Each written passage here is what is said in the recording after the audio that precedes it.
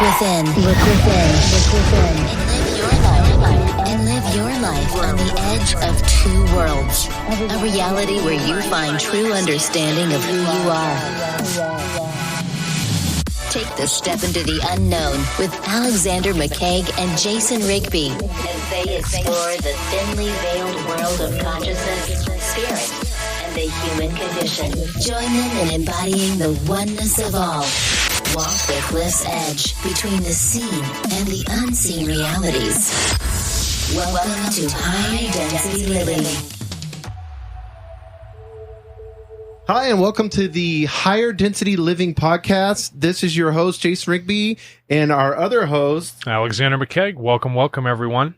And Alex, what are we going to be talking about today? We're going to talk about conscious eating, Jason. And on conscious eating in particular, I want to get into, I know our last podcast, we went into some pretty heavy. Yeah. This time I want to be a little bit more practical. I do want to explain the theory and the science. Got it. Behind food. And I know you know that. But at the end of the day, I think what's important is steps, especially some action steps that we can take. What type of water you got there? Oh, we got I saw this huge, you can see it on the video. Yeah. We got a Starkey spring water. We're 2 miles deep, geothermal, single source, made by Mother Nature and bottled in Idaho. So is it a well that's 2 miles deep? No, this would be an aquifer. Okay, so they're tapping into an aquifer? Yeah, a giant pool, it's surrounded by rock in the bottom, which gives you your nice stable pH levels and all your mineral solids in there. Now, this is good stuff. It's 11,000 years old, so that's fine with me. So you're drinking water that's 11,000 years old? Yeah, who knows? It's probably recycled dinosaur urine. So think about that. So, well, we know that there was humans here in the United States. Yeah. Everybody says what, 6,000? No, 6,000 and 10,000, because hold on, let's sidetrack. If there are certain stones that have been found with actual Aramaic script in it, and right. Aramaic is something that comes from the Middle East, right. And it's dated 10,000 years plus, so how is it when people didn't have ships, they could make it here to the U.S. and carve that into stone? Yeah, that right there doesn't make sense to me. Not a conspiracy, but that's something else we can get into another time, huh? No, I think that will be a good one. I just read a book. There was a guy that just wrote a book on that. Damn it, I can't think of his name. But he's kind of like shook the scientific community several times because he talked about the Earth being so old that, there was humans living here a lot longer than we think. Yeah, a lot longer than we perceive. It's like our history, we only know so much depending on what we find, right? And then we find something new, it can, in a second, debase everything we had known about our current timelines. I think we should be open to that, right? And I think that's what higher density living is about. Right. Don't be rigid and finite, be fluid, like this 11,000-year-old water. Right, exactly. Because through the softness. Yeah, through the softness comes understanding and forgiveness. So yes. Forgive the people for their misknowings on their previous science and history. Yeah, because they're only operating at their level of consciousness. What they currently know and understand. Right. And as then, we are. As you we imagine 300 years from now, people are going to look at us. Hopefully they'll listen to this. Hopefully they listen to it. That'd be great. They dig it up like this water right here. You know what I mean? And they'd be like, "Oh my God, these guys are so archaic." They thought they were so ahead of everybody else. You know what I mean? That's funny. What a bunch of idiots. So I want to get into the importance of food, because for a lot of us, it's like an afterthought. Like I know, like for me in particular, going through and studying this and learning and, my slow evolving to eating better. I think at the end of the day, and I know I want to clarify everything. Alex, you're a vegan. Yeah, I am. Yeah. Yeah. And I want you to talk about that in depth. I'm not. So I feel like this will be a great conversation to have back and forth where I can ask you questions. And there's too much polarity here. I'm out of this. Because I know veganism has like a rap to it, almost a little negative connotation, right? Sometimes pretty fear-based for a lot of people, right? Especially when I watch the documentaries, and then the music changes, and then they change the lens, and then next thing you know, you're crying over this cow. Yeah. So, at the end of the day, I eat meat. I enjoy meat. I know you don't, and so I want to get into that because I feel like, regardless, I know that there's some things that we agree on 100%. Yeah. Like and maybe we can start there, but we are consuming way too much meat. Oh, yeah, out of the gate, right? Right. And that's some obvious things. People know that. You sit down, you have a huge meal like a steak dinner. What's the next thing you want to do? Sleep, right? Right. Well, that doesn't make any sense. If food is supposed to be energy, why would you put something in your body that makes you tired? So Christmas, Thanksgiving, we reward overeating. Overeating, right? Yeah, we actually reward that. But from a conceptual standpoint, right? Your food is your energy. Right. Why am I eating something that then makes me tired? Yeah, that makes sense. There's no efficiency in something like that. So when I have that big turkey dinner, yeah, with the mashed potatoes, the gravy, and that even sounds bomb to me right now. No, listen, it sounds nice. Literally, it's called like food coma. We joke about it. Yeah. So what is happening to our bodies when we're overeating? So what happens is when you are overeating like that, look outside the turkey, right? So turkey already has a chemical to it which may cause a little bit of drowsiness, right? Just out of the gate if you eat it on an empty stomach. But overeating and using foods that require a lot of chemical processing in the stomach, which means you got to send your blood, which is in all these other extremities, right, into the stomach so that it can begin to process and churn, right, and break these things down because it's going to require a lot of energy. So rather than use something that is going to enliven the energy, right, keep the blood in the extremities, make you feel energetic, right, put that energy back in that blood, you're using something that's requiring so much to process because it's so difficult to break down, it's going to cause you to be sleepy, right? So everything else that your body needs to function on doesn't have the energy to do so because it's busy processing this either a massive amount of food or food that's just difficult to digest in the body. So whenever we eat the foods that we eat that are foreign to our body, so let's say, and we're kind of skipping along here pretty quickly, so we're going to slow down, I promise you, but I want you guys to understand this. So when we're eating chemicals or processed food, yeah, which I can see, even like I talked to a vegan the other day and they were talking about like they can eat Oreos and they can eat Cheetos and, all this processed food, those are foreign. So what happens to your body when it's taking processed food in? So let's look at processed food. Okay. Processed food is something that is most of the time a simple carbohydrate. Right. Okay. Which means if you're burning the energy in your body, right, what it requires to break it down, which means it's a 1-to-1 or a 0-to-1 ratio. So that means for every calorie of food there is, it requires 1 calorie of energy to burn it, right? Or, for instance, it may be so easy as it turns so quickly into a simple sugar from that carbohydrate that it requires no energy to burn through it. So what you're doing is you're just amassing an increase of sugar in the body, which leads to your fat storage, way too much ATP in the cells, and then your body becomes overburdened, right? So essentially the physiological or the thermogenic process in your body, because you're a giant battery, a furnace, becomes, it's not difficult enough for it to break it down. So it immediately goes into that fat storage. There's no working to get to those nutrients, right? So the food that we're eating now, the American diet, right, that highly processed food, that is causing our bodies to be overburdened and causing disease. Yes. Inflammation, which we're going to get into that later because that's really important. I think especially as you get older, like me, and not just disease and inflammation, but it's causing energy levels. Yeah. So we could actually eat certain foods that will raise our energy and make us think better. Yeah, that's exactly correct, right? Isn't that what reasonably that's what you would want to do? You would want you want things that feed the energy of your body, right? That give you the nutrients you want so that you can continue to outlast other people. You can do more throughout your day. Right. You become more efficient. Eating a processed diet is too simple on the body, right? So if you're eating something that's a complex carbohydrate, what it means is everything I intake, right? Whether it be that, so it's 2,000 calories of food, it may require over the life of that food, its half-life in my stomach, it'll require, say, 6,000 calories of digestive power of like my thermal energy in my body to heat it up and break it down. So you're actually saying like you have this old school way of calorie counting. Yeah. So they can eat 2,000 calories and that's what it's calorie restriction and they're restricting themselves to eat 2,000 calories. Is it a quality calorie? But it's not a quality. That's what I'm saying. A lot of people will sit there and I only ate 2,000 calories, and then they wonder why they're having back pain. 2,000 calories of Oreo. Are hurting. Yeah, right. Exactly. Yeah. And then from social aspects, food's so social, right? It's our cultural thing that we do. Especially in America. Think about the ease of accessibility it is to get those processed foods, right? It's pre-cooked for me. It's ready to eat right now. But what you lost is all the energy, all the real function that's required in eating food, what we've developed over time to how to digest those things, whether they be raw or cooked, right? And it's already done for you. So if you do all the work for the body, what happens? It comes in, it stores it, and then that's it. Right. You're not burning it to take the nutrients out of it, to use the fiber to strip your colon or your intestinal wall, right? Or to oxygenate the blood, to use those enzymes to feed the body for what it really wants.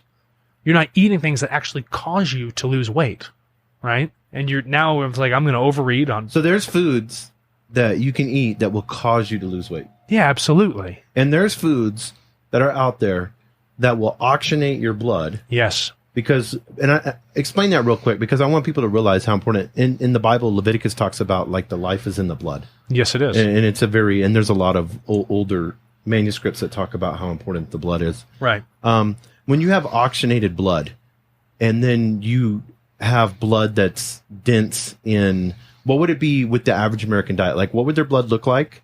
And then what is the vision if you have oxygenated blood? What does that look like? Yeah, no, awesome question, right? So blood can come in a variance of different shades of red. Right. It's blue inside the body, but when it touches the air outside of it, it becomes red. Now, when we begin to separate that blood's a viscous material. Blood has different densities to it, so there's things you can pull out of it. So, for instance, like bile. So if you're in a very unhealthy diet, you'll find that the blood is extremely thick. It's very dark. It's not light and red, which you would assume like the color of this sign here. And beneath it is this heavy bile, right? It's all the nasty, plaqued up stuff that sits in the blood you don't want there. It's not slick. It's not smooth. It's not like, instead of having a slip and slide inside your body, it's more of like me trying to go down, I don't know, a thing of silly putty, but I don't really have that slide, right? It can move, but it's slow over time. So if we're talking about having oxygenated blood, that means it's slick. It's nice and bright and red and rich, right? And it's not going to have all that bile that sits underneath it. And the first step to that is looking at the pH of it, the oxygenation of that blood. And what's the number one thing that can help that? The number one thing for oxygenating? Yeah. So what's the first thing you can intake that's going to help that blood to increase your blood quality? Well, I would think anything that has a high pH and has oxygen in it. Oh my God. Yeah. H2O. Right, yeah. Everybody knows water. what that is. Water. Why don't we drink enough water? Why do we have like an aversion to drinking the amount of water that we need to drink? Well, first of all, people like flavor. Okay. Right. And people prefer sugars. And we all know for a long time, the studies have been out there that sugar is far more addictive to the neuroreceptors in the brain than cocaine is. Right. We've seen it with rats. We've seen it with MRI scans in human beings in the brain. So when you look at water, it's like, wow, do I want a preference towards the water, or should I have something that's slightly sweetened because that's going to feed the moderate addiction that I may have, like a Diet Coke, right? When really drinking a Diet Coke is only going to thicken that blood.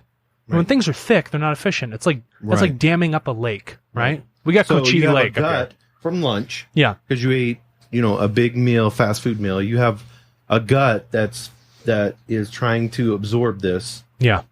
Then you turn around and then you drink that Diet Coke, and you have blood that is super thick, right? And thus we're sitting here wondering why we're so tired at 2:00 in the afternoon. Yeah, or why we have cardiac problems or things of that nature. Let's take an easy metaphor, okay? Cochiti Lake. It dams up the Rio Grande River about 40 miles north of here. Right. Okay?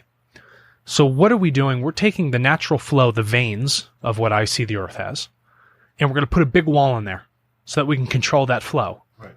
Then the water becomes stagnant. It becomes thick. And what just recently happened with the lake? They had a biotoxic blue-green algae that's grown on top of it. No one's allowed in it. And if we think about the scalability and consciousness in the universe, that dam is no different than what we do to our body. We are damming up the arteries, the flow of that water. What is supposed to be slippery becomes thick and slow. And that causes other detritus or items or things to build up in there that we don't want that become toxic to us. Right? So how do we make that step? We got to release that dam.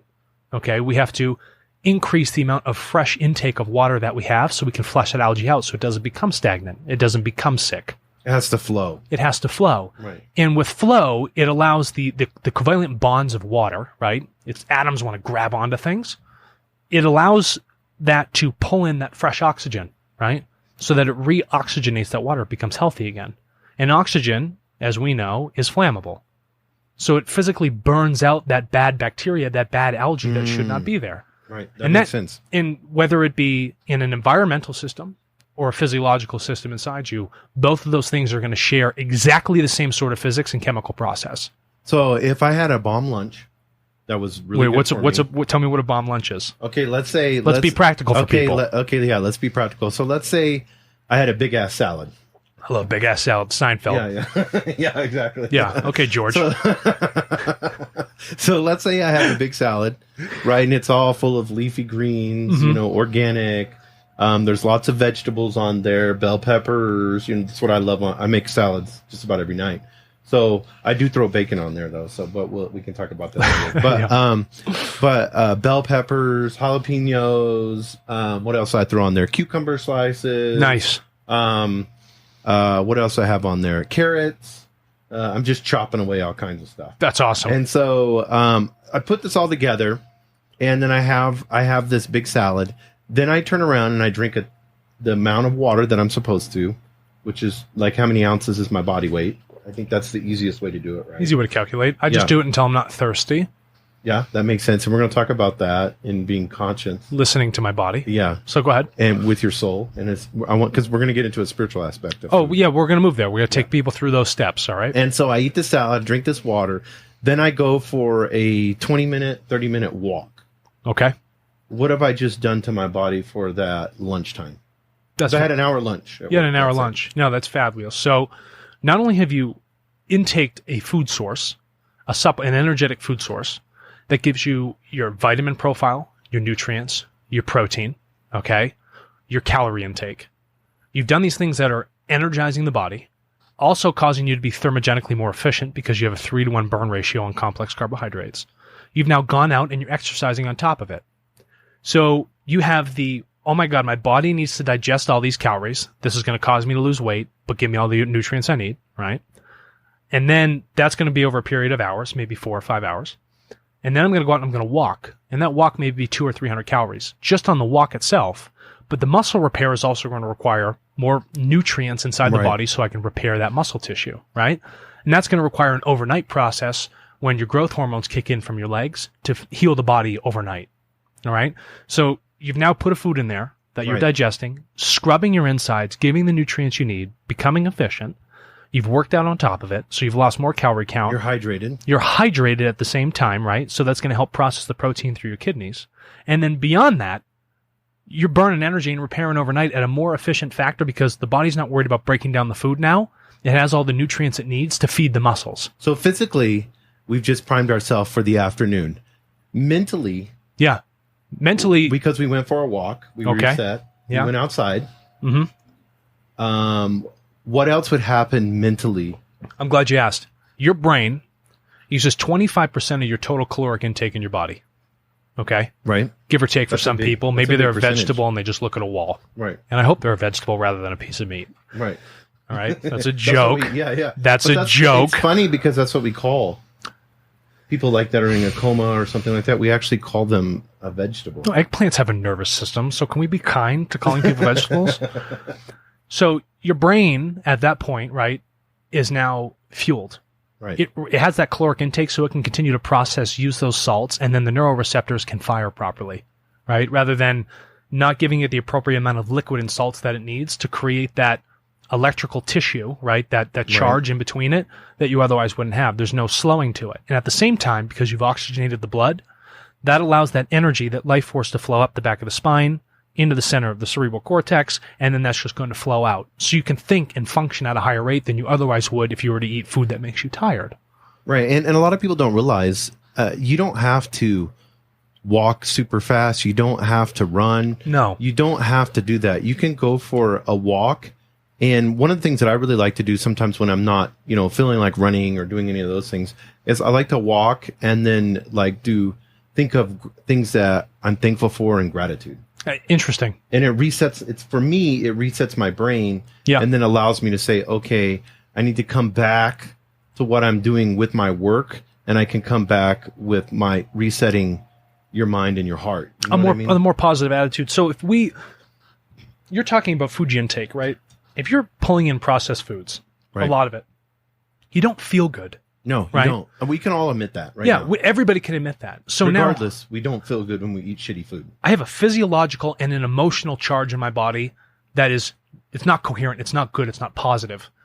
So how do you think that's going to play out into my decisions and my attitude for the rest of the day? Right.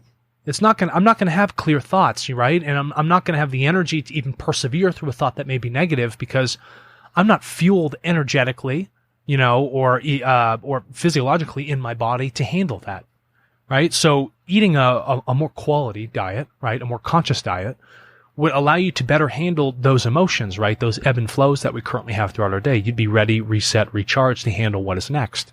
You have that power, that intake to move through those periods, right? So there's a lot of good that comes with eating a more conscious diet like that.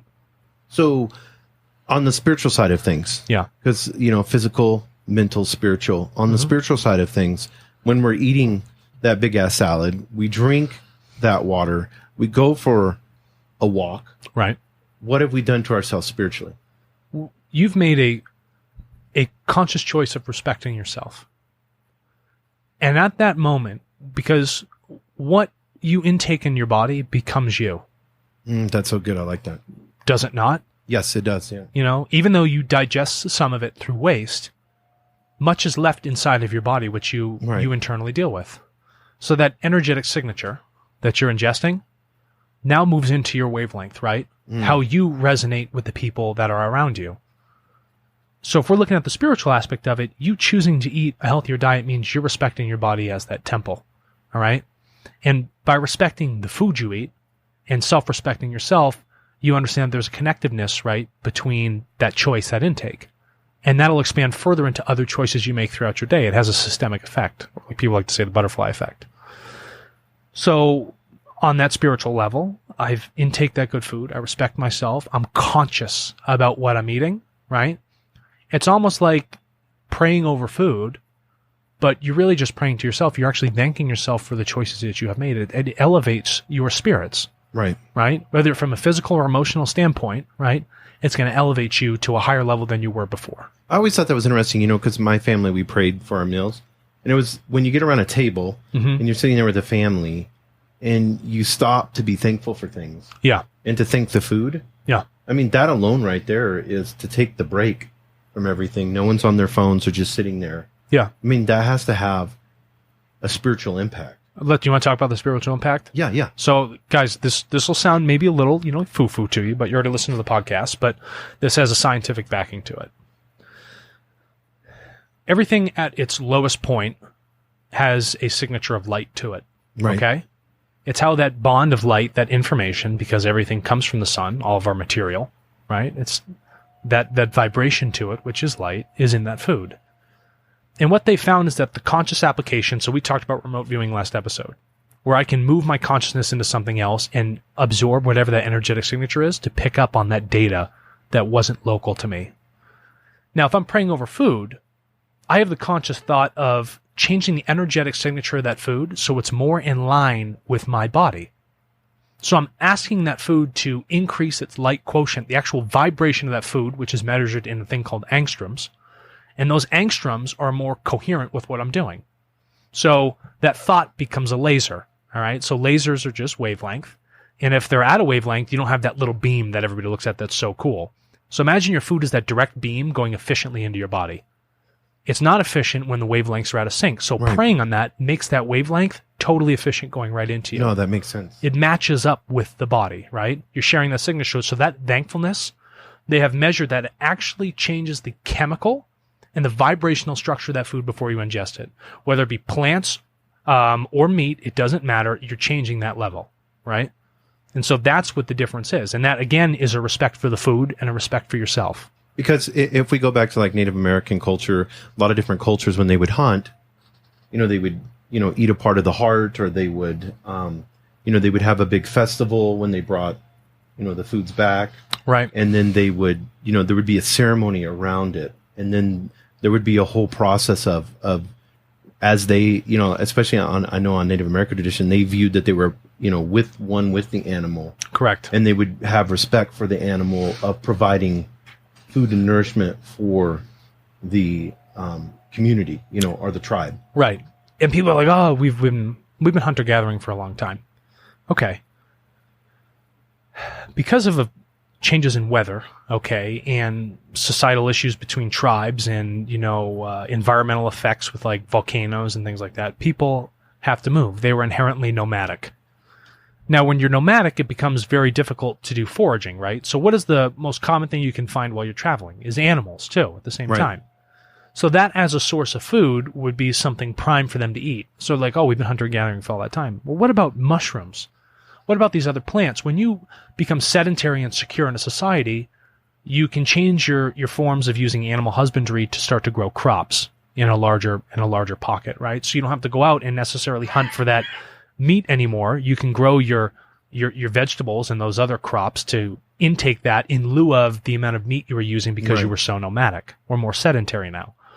But we've chosen to progress and just continue to eat as much meat as possible when really we were only doing that because it was just a nomadic structure that we originally had, right? We didn't have the conceptual understanding of this is how farming works, this is how we align crops, this is how you sow seeds, and this is the benefit of it, right?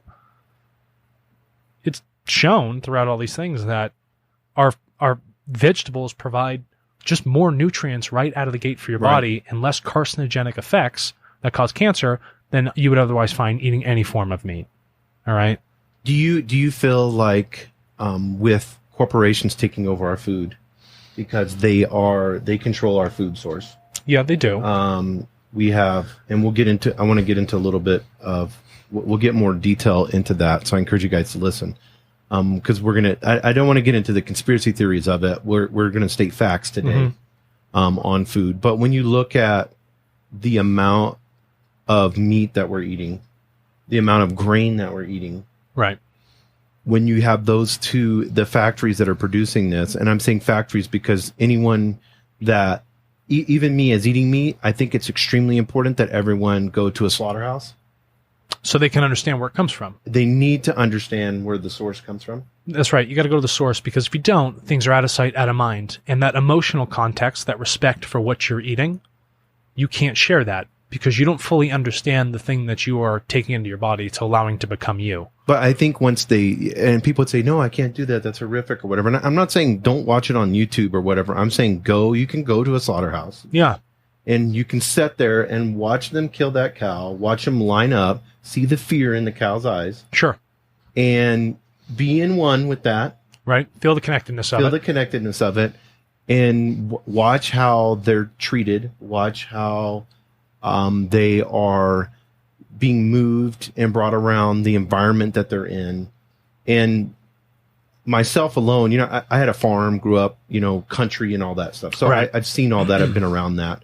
But at the end of the day, the process that we have now, especially as we're growing into a higher conscious, and I believe that we are, humanity, especially when you look at different nations and how everything is coming together. I think the internet has a big push to that. But at the end of the day, the way that we're doing food, we have to admit that it's wrong and that it's out of sight, out of mind. There's this big elephant in the room and no one wants to admit it because we're happy eating that cheeseburger from Burger King, McDonald's, Jack in the Box, wherever it's. Because they only see it in the state of a patty. Right. They don't know what the state originally looked like. And people would realize, okay, that the emotional charge that they feel inside them, whether it be disgust or fear or just anger for what is happening, you wouldn't want to ingest more of that negative energy, would you not? Right.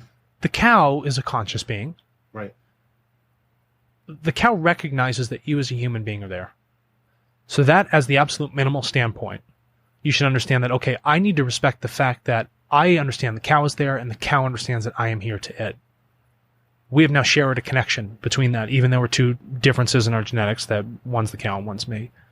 And then beyond that, if someone does something bad to me, it doesn't make me feel good. That'll change the emotion of my day. And if I'm going to go slaughter a cow, right, and it's in a state of fear, no one wants to be killed against their own free will. Nobody. But if I go to slaughter that cow, the energetic signature stays in that meat. It becomes tense. It becomes rigid. And we've seen that in science, that when things become stressed, your DNA, your deoxyribonucleic acid, that double helix becomes very tight, like a tight braid of rope. Right. Rather than loose and flexible. And we've all seen what happens to engineering structures when they're too rigid. They crack, right? Right. They can't move with the ebb and flow. So you're asking me to ingest an energetic structure of something that was scared when it died And then for a large period of time before that even comes into my body, I'm going to eat this dead flesh, okay, because that's what it is. And I'm going to absorb that fear, that negative wavelength, and I'm going to have that become a part of my body.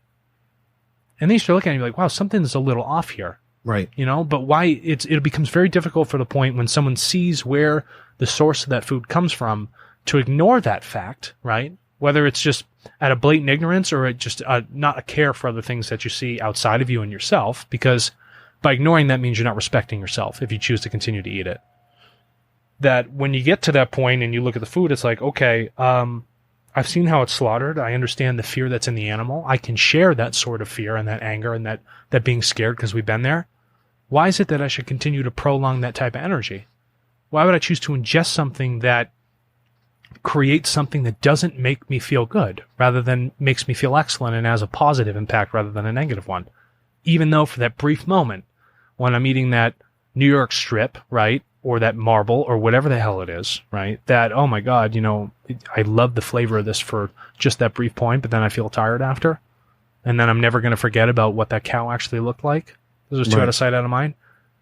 You think twice about it, right? Well, even in the process, people don't realize this, but I mean, to get in the science side of things, even the process, the way that they're pumping these cows full of all different types of chemicals. Then they have that little shock machine because I've been and seen. A cattle prod, right? It's a two-prong prod, and it goes right to the head. It shoots them in the head. And then instantly, there's a process that goes into that cow's body where it releases all those chemicals into the bloodstream. And back in the day, there was I had read a study where they were talking about, like, if you're going to slaughter animals or whatever, there's like almost like the kosher way where the animal's surprise and then they slice its throat. Have you seen a kosher slaughter? Yeah. They hang it up, right, and they slit the cow's throat. And then they allow the blood. Spin it. They spin it around to let all the blood flow out. Right. I don't care if a rabbi is standing there or some sort of voodoo shaman. I don't care.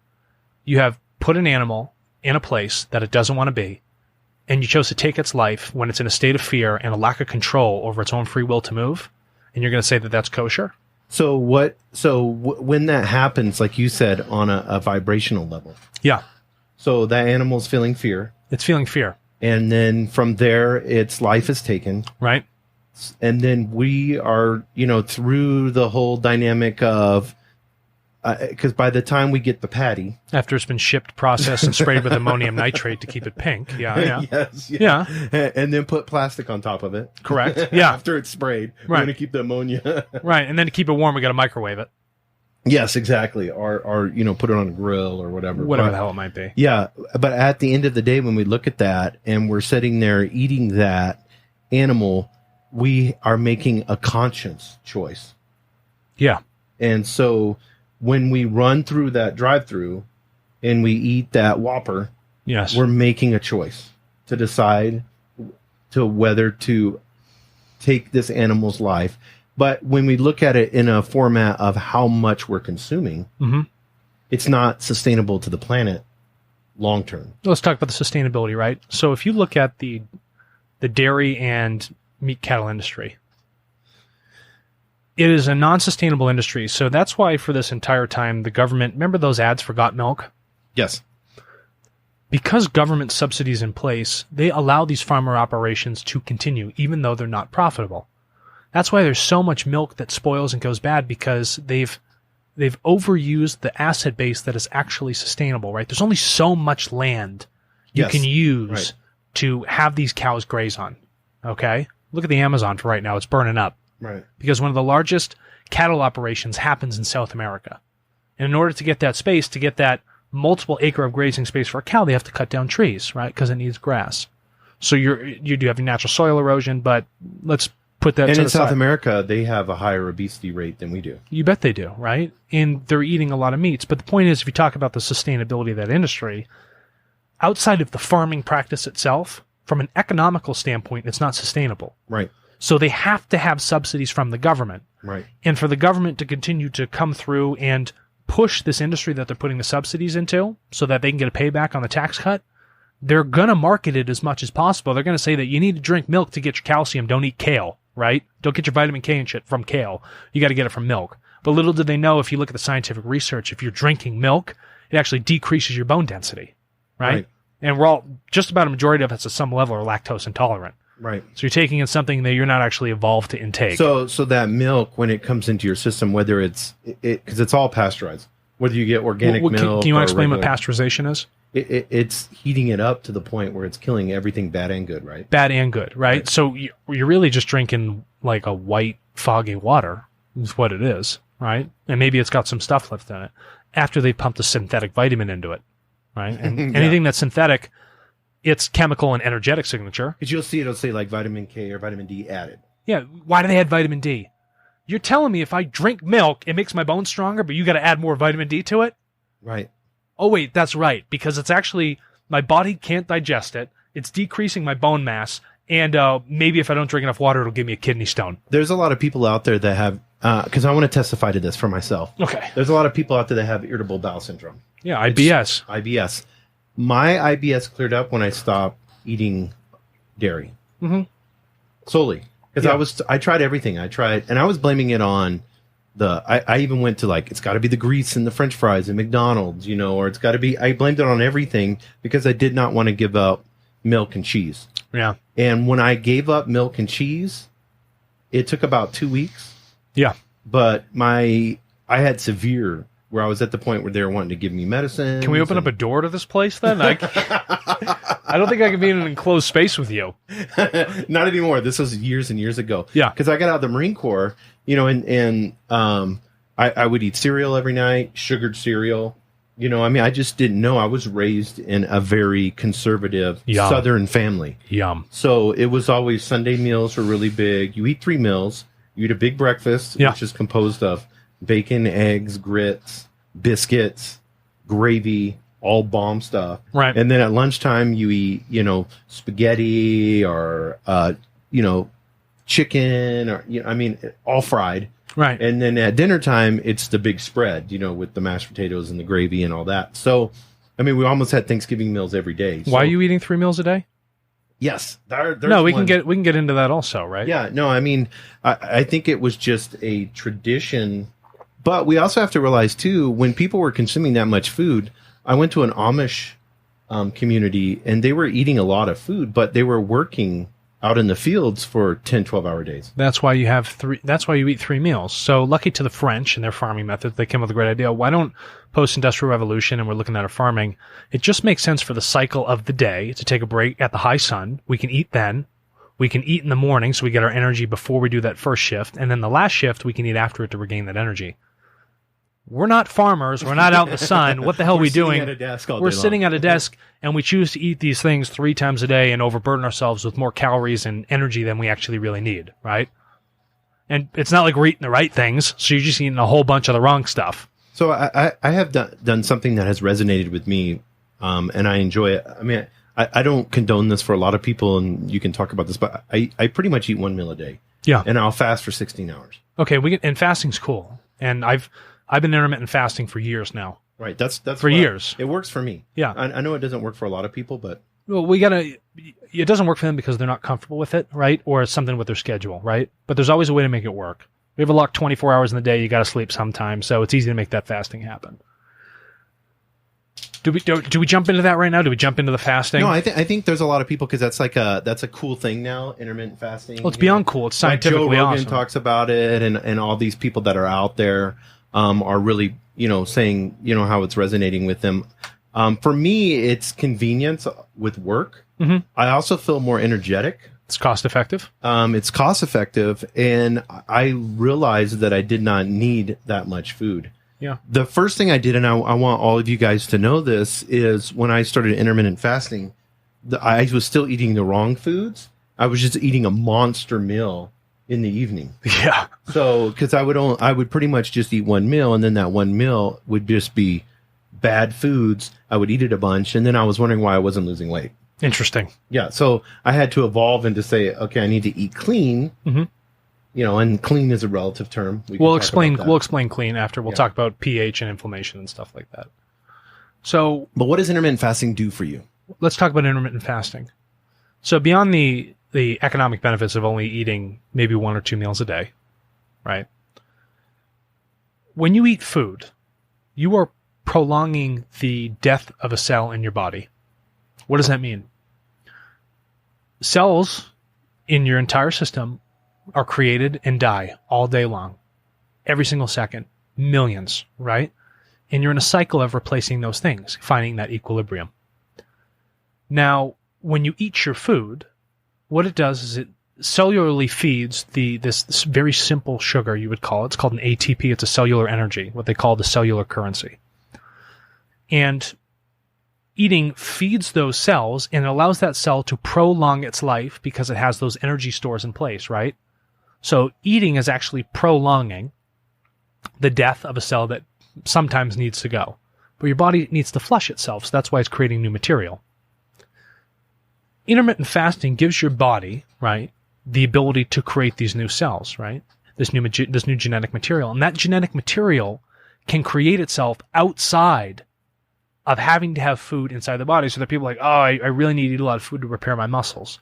Well, no, that's not true. The thing that is actually replacing the muscles is genetic material. And you find that in the studies of intermittent fasting, your ability to repair and create new genetic material in your body to keep the body fresh and the cells alive and young increases at an exponential rate when you intermittent fast, because you've taken the energy in for a brief period of time, and then the rest of the day it can digest, flush out those old cells, and start to build up those new ones with the genetic code because you have enough ATP or energy in the body to do so. I also looked at an evolutionary process where, like hunter-gatherer, if you look at that, they would spend long periods of time without eating. That's correct. It would take them sometimes multiple days to hunt to get a kill. Right. So you would have people that would, be hunting 12, 14 hours and not eating. Yeah, and their muscles do not wither away. Right. They still had a water intake, and that water intake is important for oxygenating that blood. It allows the stuff to become slick, and it allows that genetic material to still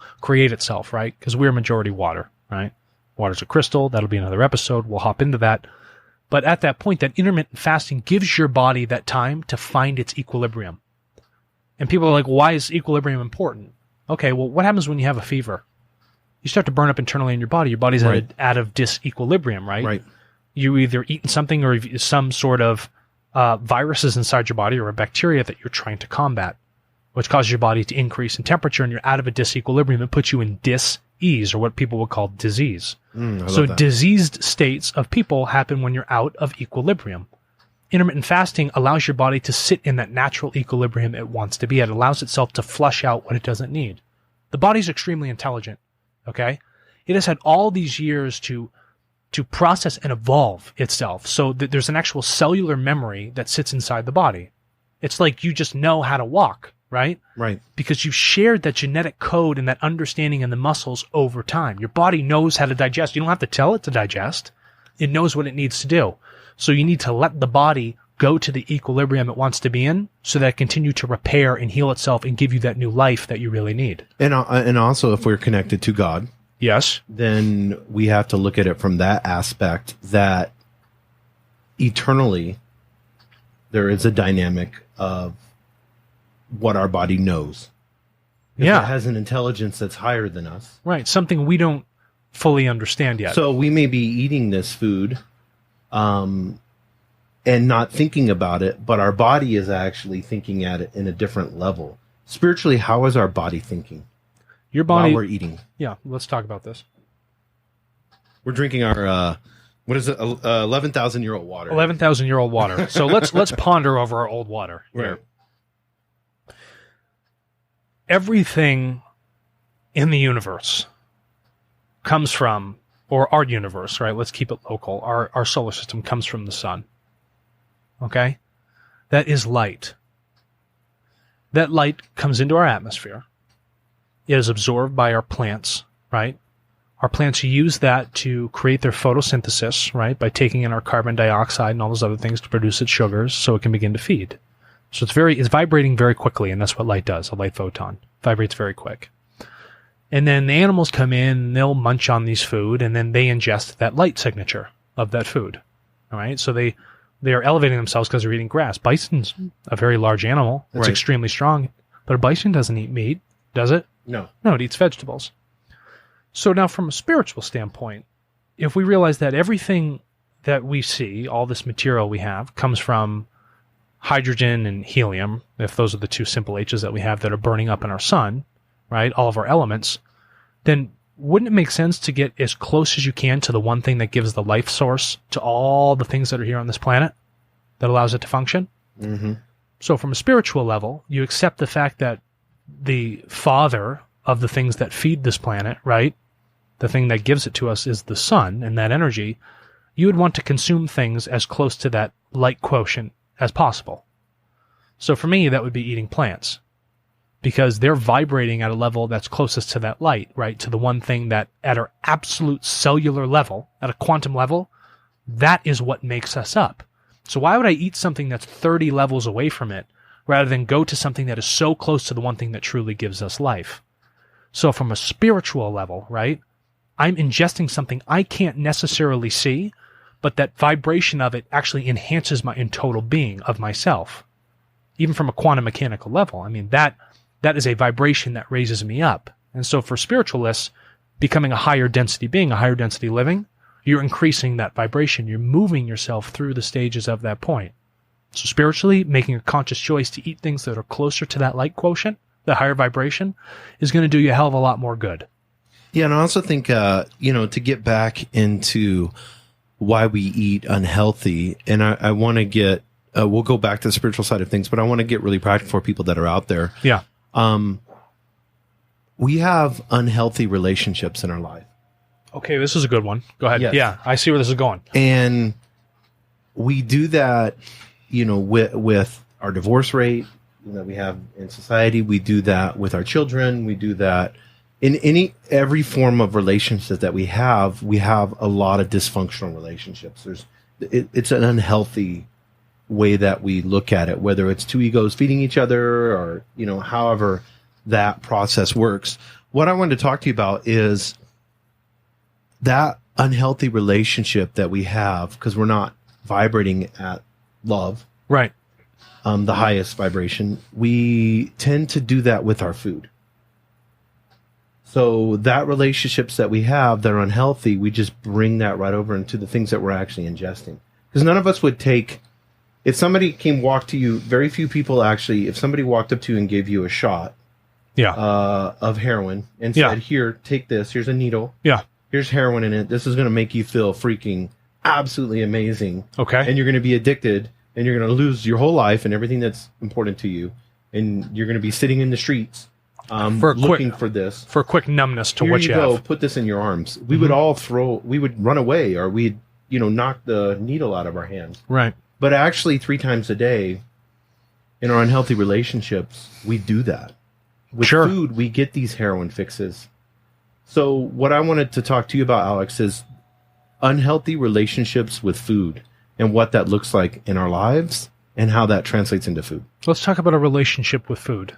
Okay. Right. Like we said in the earlier part of this podcast, is that when we are making a conscious choice to eat food, we're ingesting something that becomes us.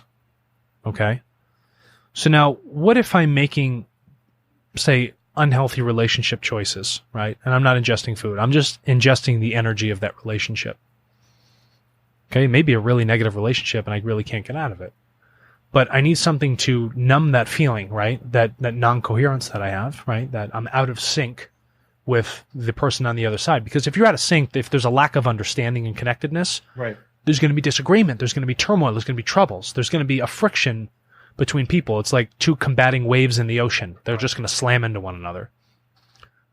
Now, if I'm having a relationship with the food, what I'm going to do is I'm going to find something that eases that pain very quickly, whatever it might be, right?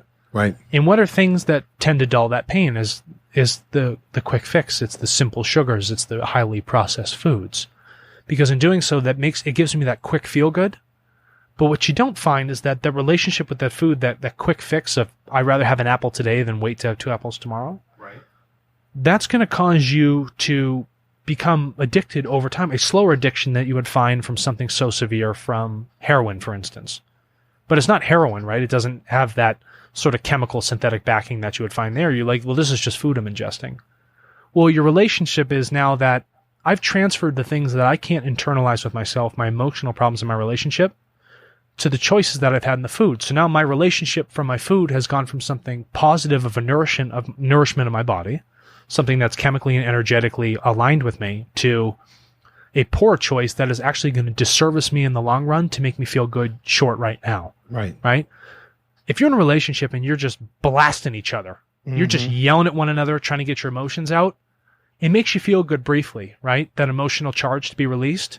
But in the long term, it doesn't give a quality base, an asset base for you to emotionally to work off of. Okay? So now the same thing's going to happen for my food. I want that quick, energetic fix to make myself feel good. But it's not a strong base. It's going to erode from the base. I cannot build upon something that's not sustainable from the start. So having that relationship with the food is nothing but a reflexivity. It's a mirror of the choice you're making emotionally. So what you eat is also a reflection of your relationship. And now, say you start to have a better conscious understanding, a better relationship with your food. You start making better choices. You eat things that are going to prolong and enhance that base of quality, that energetic signature of you. You can apply those positive feelings and that thinking and that understanding back to that relationship. Or even so much to choose a choice to get out of that relationship because you've said, okay, I've made a conscious choice to respect the food and myself. Right. So I'm looking now beyond myself to actually help myself. I can look beyond myself now to try and understand that individual or the choices I'm making emotionally in my life. But I also look at it, when I look at it, it's almost like you're in a committed relationship. Okay. And you have this high calorie, high guilt mistress. Ooh. Ooh.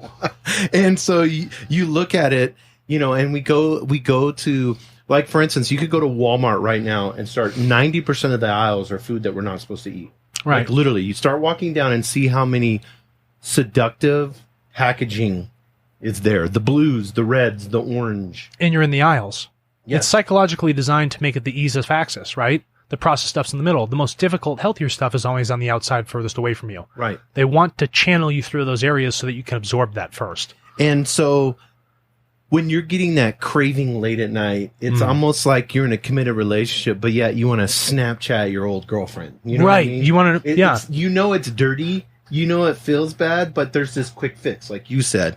And so there's this unhealthy way that we think of food.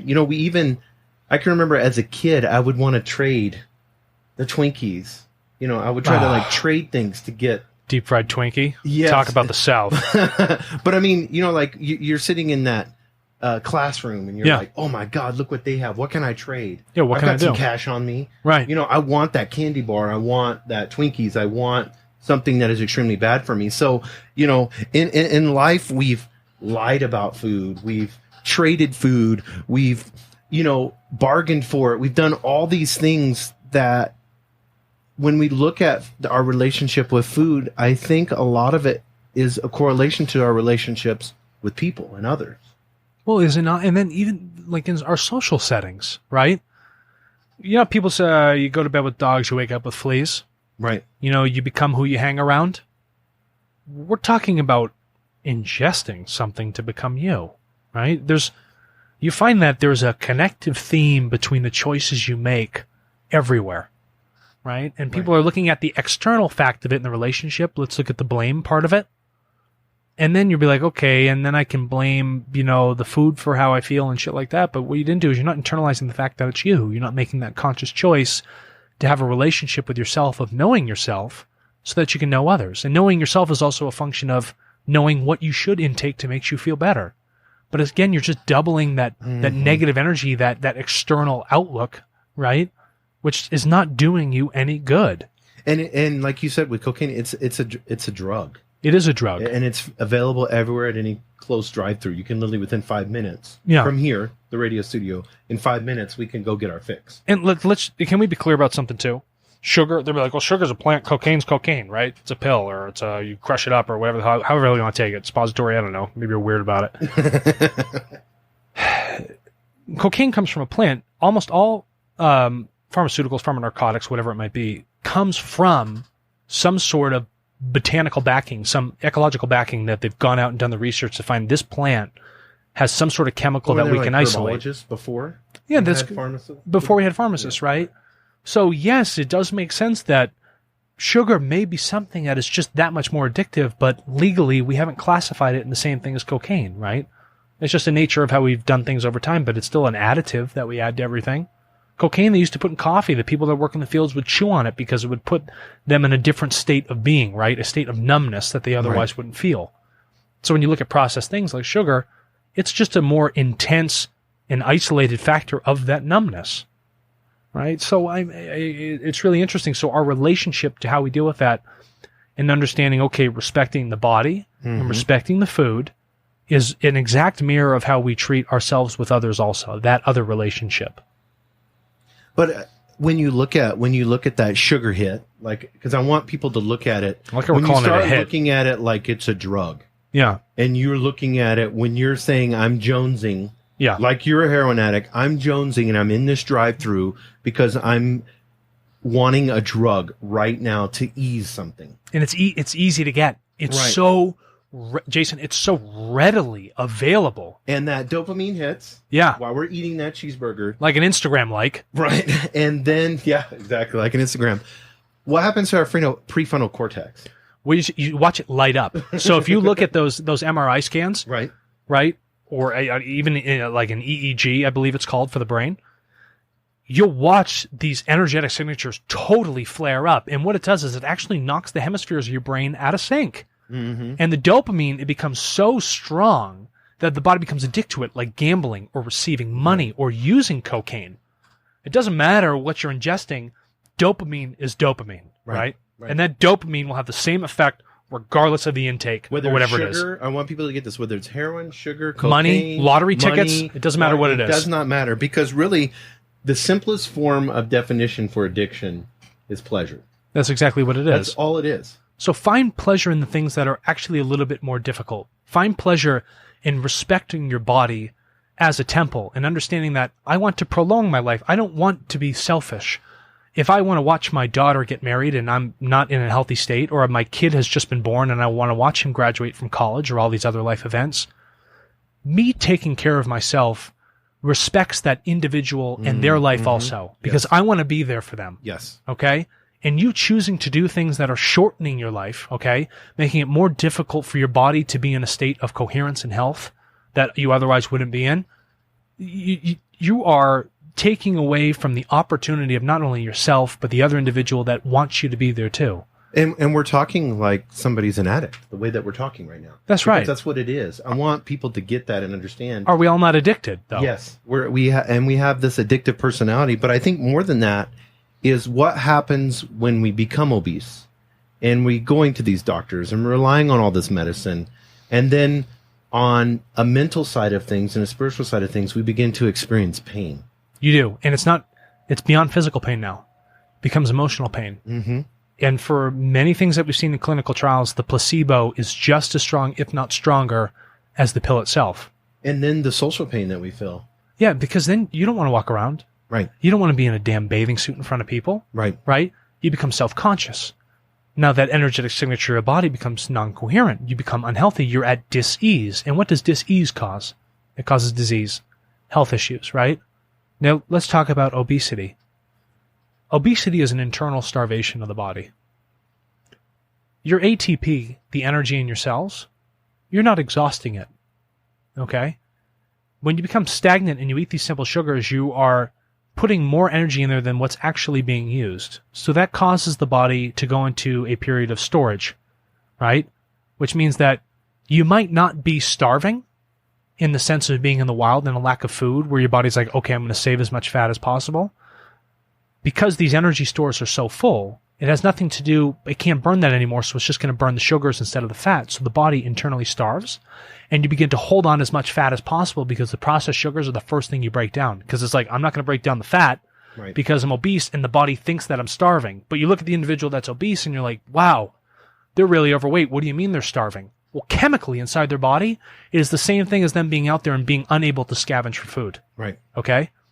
So that obesity causes the cells not to go through using that energy. You overwork your pancreas. Your insulin levels get all whacked out of shape. You become diabetic, right? And when you become diabetic, your blood becomes thick. Your limbs begin to die. They don't oxygenate themselves. And then what happens?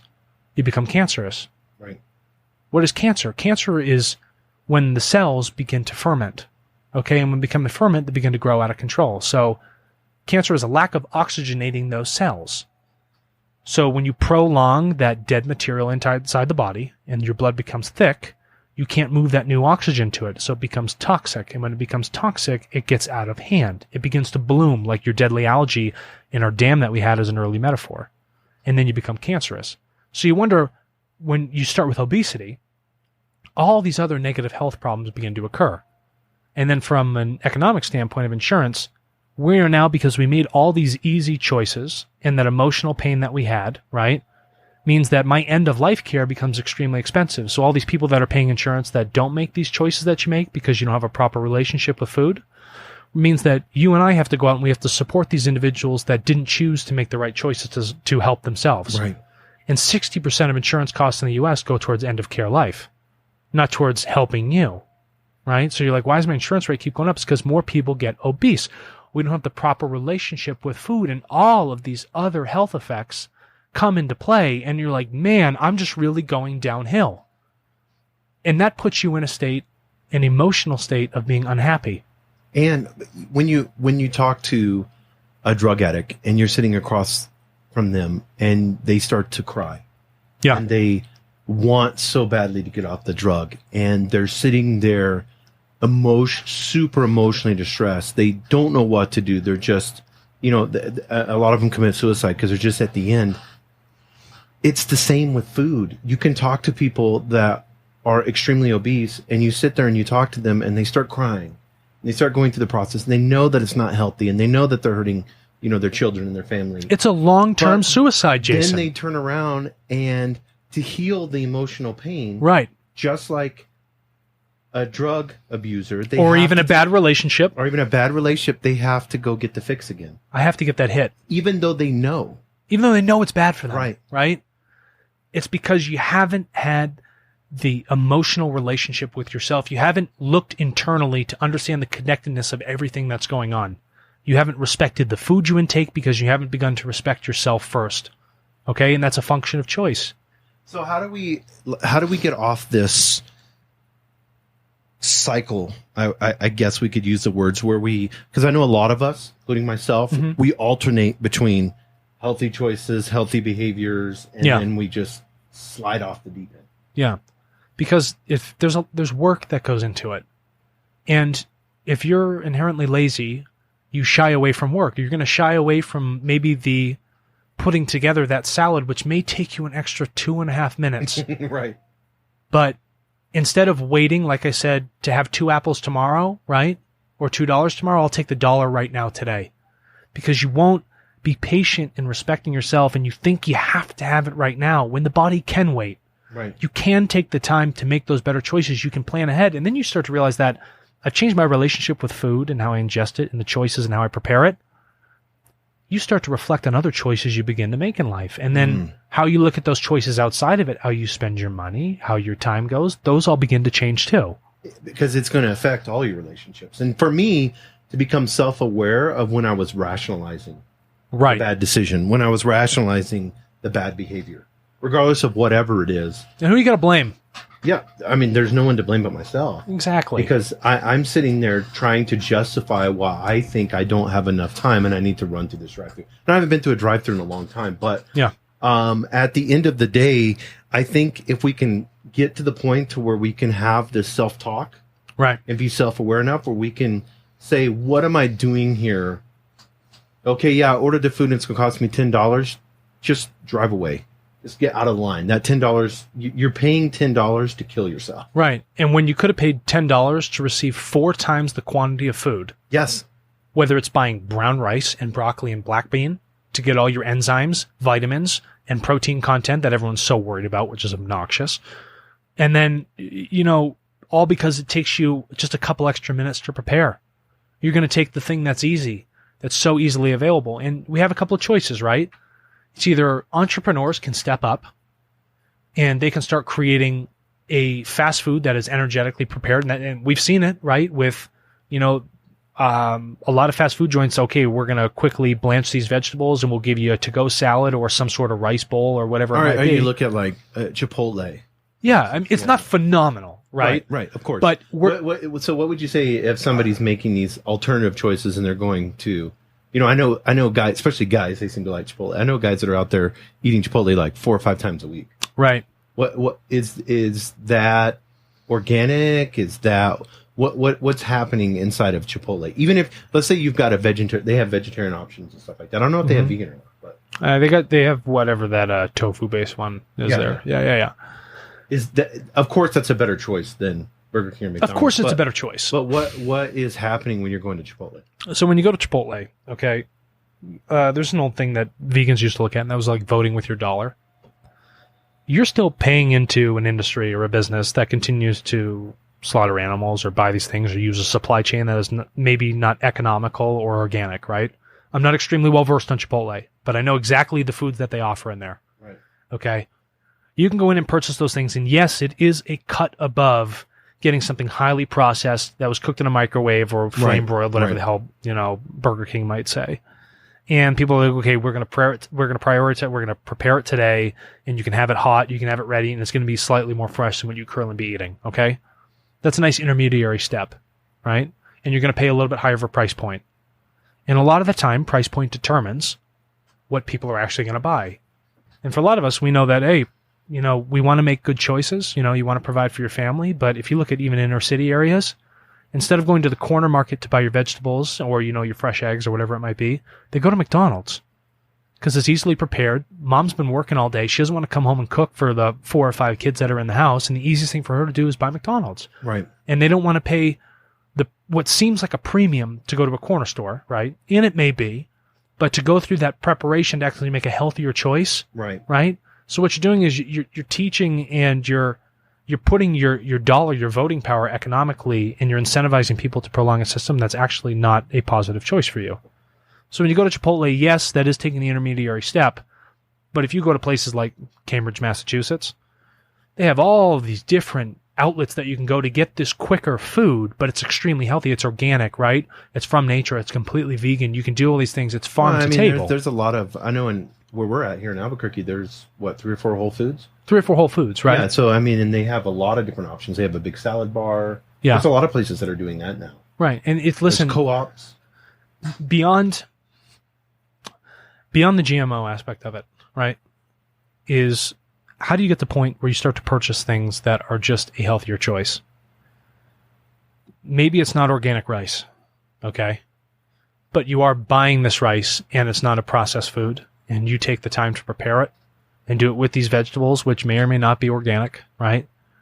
That, from a chemical standpoint, is already better for you than going and eating that burger or whatever that quick fix might be. So you would say a non-organic vegetable, like a shiny bell pepper with wax on it. I would take that in preference over to the chemically engineered, protein isolated, I'm talking over-vaccinated.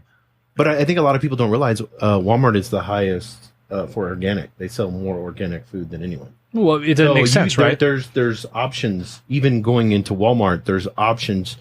People make jokes about Whole Foods being like whole paycheck, but and Amazon has stepped in, and so it's a little bit better on the pricing. But at the end of the day, when you step into a Walmart, you can walk into Walmart and pull right choices. Absolutely, you can. And what did you just, Jason? What is it? It's a choice, right?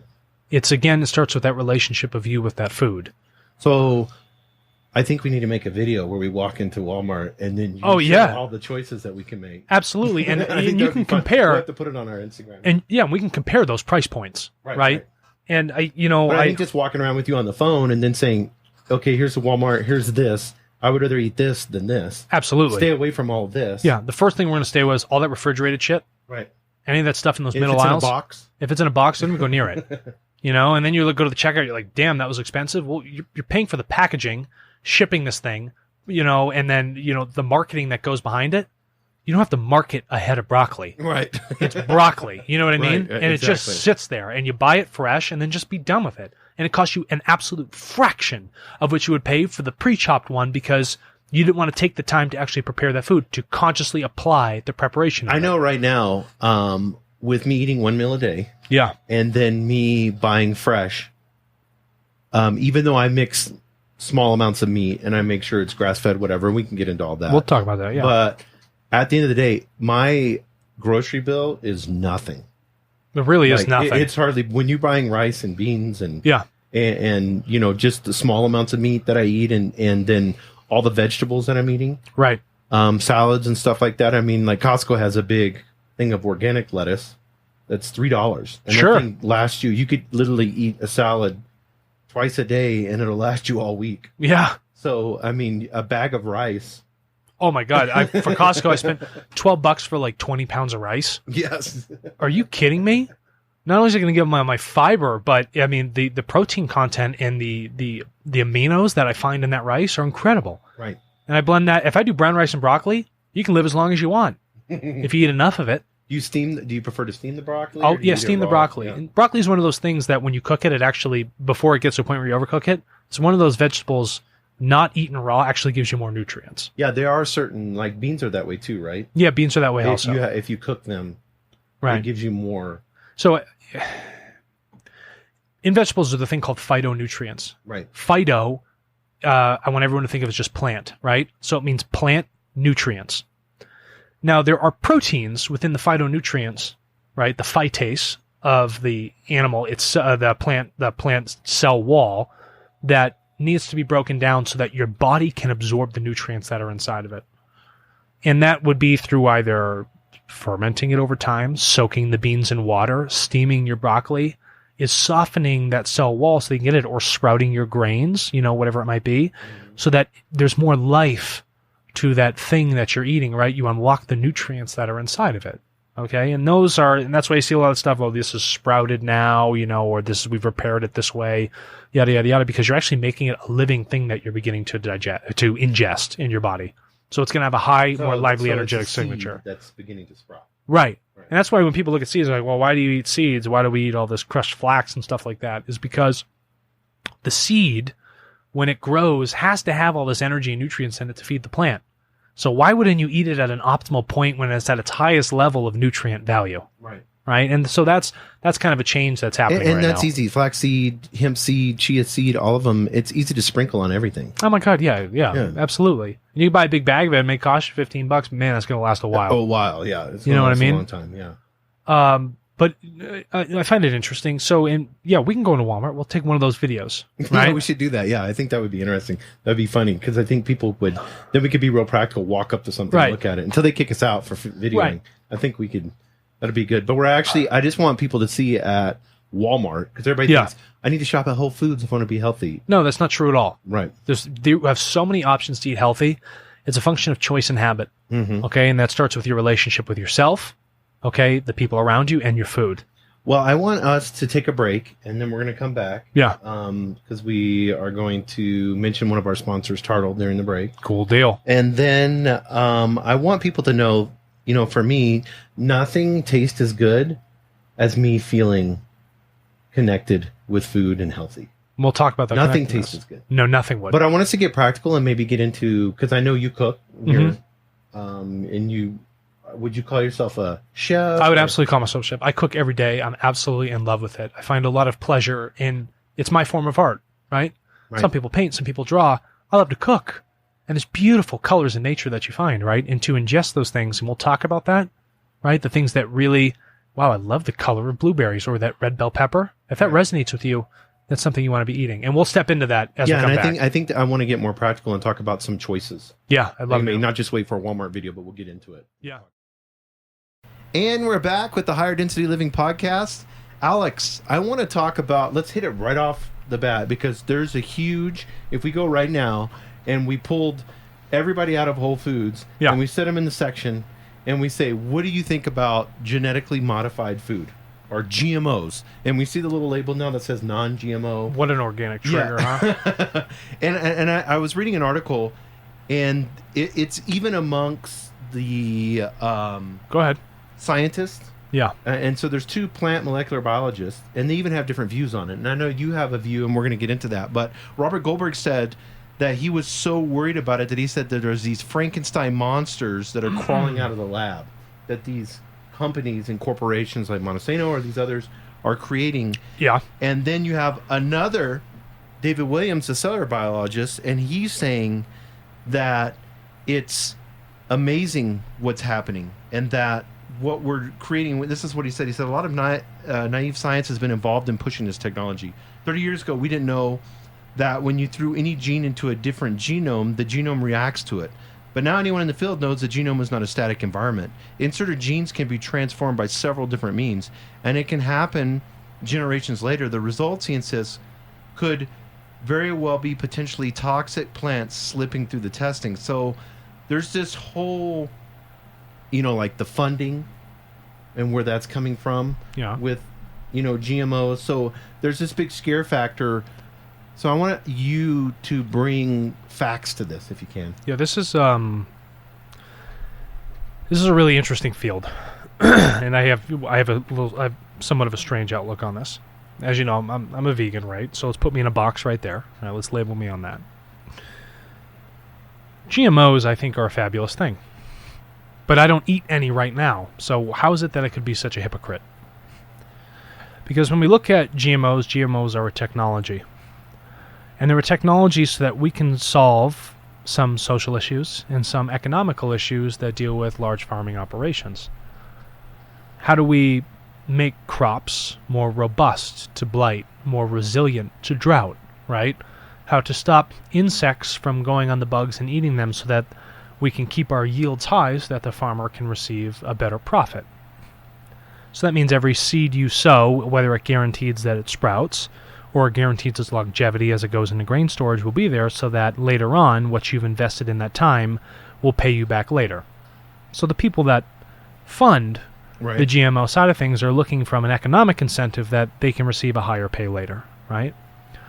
Now on the other side of the coin, we have people who are like, okay, when we look at GMOs, and we've looked at some of the stuff in the past, and they talk about Frankenstein type, crops and things like that, and how they could be toxic. Well, the toxicity dealt with a certain type of genome that put a protein in plants so that when a bug would bite into the plant, it would cause the intestinal structure of the bug to explode internally, causing it to die. So it was a natural pesticide without having to spray the crops. And that's really important because we're finding links to the pesticides that they're spraying. And leaky gut syndrome and a bunch of other things. That makes sense, right? And their contention was, okay, so if the bug eating this plant, has this detrimental, death toll effect to it. If I'm consuming large amounts of whatever this crop might be that's genetically modified, this same sort of thing is having an effect on my gut. It's making it erode from the inside out, causing my nutrients to leach outside of the gut wall I have in my body, killing the good bacteria and things of that nature. And that causes a whole variety, a plethora of health problems I would have in the first place. And that has been one of the largest things people have grabbed onto in the GMO sector. Outside of problems with, crushing small farmers and like Monsanto and like them charging for seeds and you have to buy new ones each year rather than recycling a plant's seeds. There's actually a company that's saving seeds. That's saving seeds, right? We have seed storage, whether it's semen or eggs. I don't know if they're called zygotes. I don't know what the hell it is. And we save those up in the Arctic. There's big DNA banks for stuff like that. And we also save crops. But I mean, there's a company that's out there that's trying to find original seeds, right? Like from the source, and then saving those. You can purchase them too. There's like a seed exchange, but where they even I think they can go far back as Mayan seeds, which is just really cool. Yeah, I think one of the founders of Xbox recently found an old yeast variant that was used in making bread in ancient Egypt. And he used that ancient yeast to bake a loaf of bread now, and he said it was the most magnificent thing he's ever had. That's besides the point. Oh, that's awesome. Kind of neat. So we're looking at these two different things here. So let's stick with the Frankenstein crop. From one, there's an economic incentive for farmers and larger monocropping operations, which means that you see huge farms of just one type of crop. That is called monocropping, right? And because of its inflexibility, when things like there might be disease that spreads or things of that nature, you can lose the entire crop because it's not spread out in the genetic variants of maybe 3 or 4 types of corn. You only have one type. That there can be a huge loss on that yield. So how is it that we can continue to have these massive farming operations with these monocrops but protect our yields, right? So that's the economic part. And then the other side, people are, like I said, worried about the leaky gut syndrome. And that has been a huge feared marketing thing on that side. And so where do I find myself as a vegan? I find myself sitting in the middle. Why? Because I'm a proponent for genetically modified crops. And let me tell you why. Not for the fact of increasing the crop yields am I a proponent for genetically modified organisms.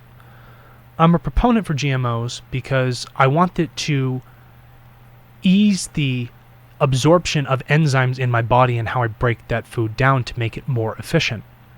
So I'm not here to change the technology in the genome of the crop to make it more resilient to things outside that are happening, but I'm doing it so that I can absorb the nutrients faster in my body and in a more efficient manner so I can get all of the vitamins and enzymes rather than only a slight few that I would typically receive maybe off of an organic crop, right? Right. So I find myself in this weird middle point where it's like I'm a proponent for it only on the basis of not from an economic yield, but from a physiological yield of I will absorb my enzymes and nutrients at a higher and more efficient rate than I otherwise would.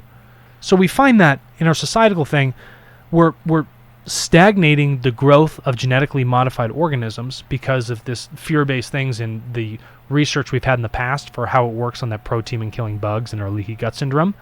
And it's preventing us from actually using what is actually quite an incredible technology to find something that truly increases the health benefits of us at food, right? So maybe having a rice base that is very easy to grow, but this rice can cure blindness in people in other countries because it has an increase in the nutrient profile they otherwise wouldn't have. Right. Outside of the fact that it might be robust, right? And that is when I'm a proponent for GMOs. But what people don't realize is when you add a virus DNA to a plant, for millions of years that's been happening. I mean, wheat in and of itself is a cross-species hybrid. Yes, of course it is. So this has been happening. If I'm of a tribe and I migrate 3,000 miles away over a long period of time, and through that process I'm bringing these different seeds. Yeah. And then you have all this migration back and forth. It happens where it has to inject a virus into it so that it can keep and be sustainable wherever it's at. So right. When you introduce new soil types and it evolves, right? Right. Over a very natural process. And you can accelerate the evolutionary process of that without injecting proteins that may have a negative effect on the body, right? Or things that may increase the yields, but what you're looking at is, okay, don't fear the fact that we have the technology to make something better, but do it with not the incentive of cash on hand, but actually increasing the nutrient profile of that food without having a negative effect. Let's look at dogs, for instance, or any sort of animal. What you find is that when you crossbreed the animals, right, when you get a mutt, it has less physiological health problems right. than you would find in a purebred. Right. Why? Because you're isolating genes, and over time they become weaker because they're not being tested or strained or combined with things that are what you would say is unnatural to it. So if you apply that same concept of what genetically happens with dogs that are purebred versus a mutt and their health conditions, apply that same sort of technology to food, but you're doing it at an accelerated rate with GMOs. So it's not something you necessarily want to fear, but you need to accept the fact that it is a technology, and it's how do you want to apply that technology with the best intentions. And that intention is solving world hunger, blindness, increasing your nutrient absorption so that you don't have to eat as much. You could actually eat less, which means we ship less. We have less of an environmental effect from this farming and moving these things around back and forth and packaging them, right? It doesn't need to be there. So there's a lot of good that comes from GMOs if you engineer it in the proper format where it's not dangerous to the body. Well, I like what David Zilberman said. He's a UC Berkeley agriculture and environmental economist, and one of the things that he said is that, and he was going exactly what you were saying, is that you can increase farmer safety because they're using less pesticide. Yes. You raise the output of like corn, cotton, soil by 20-30%. But the main thing is when it becomes more adopted around the world, the price of food will go lower, and few people are going to die of hunger.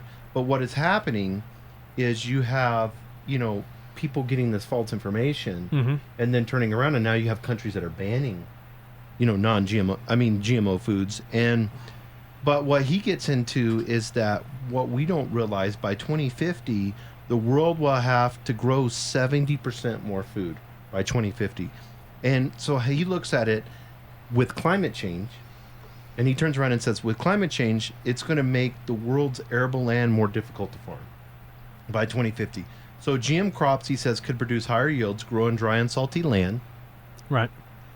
withstand high and low temperatures, and tolerate insects, disease, and herbicides.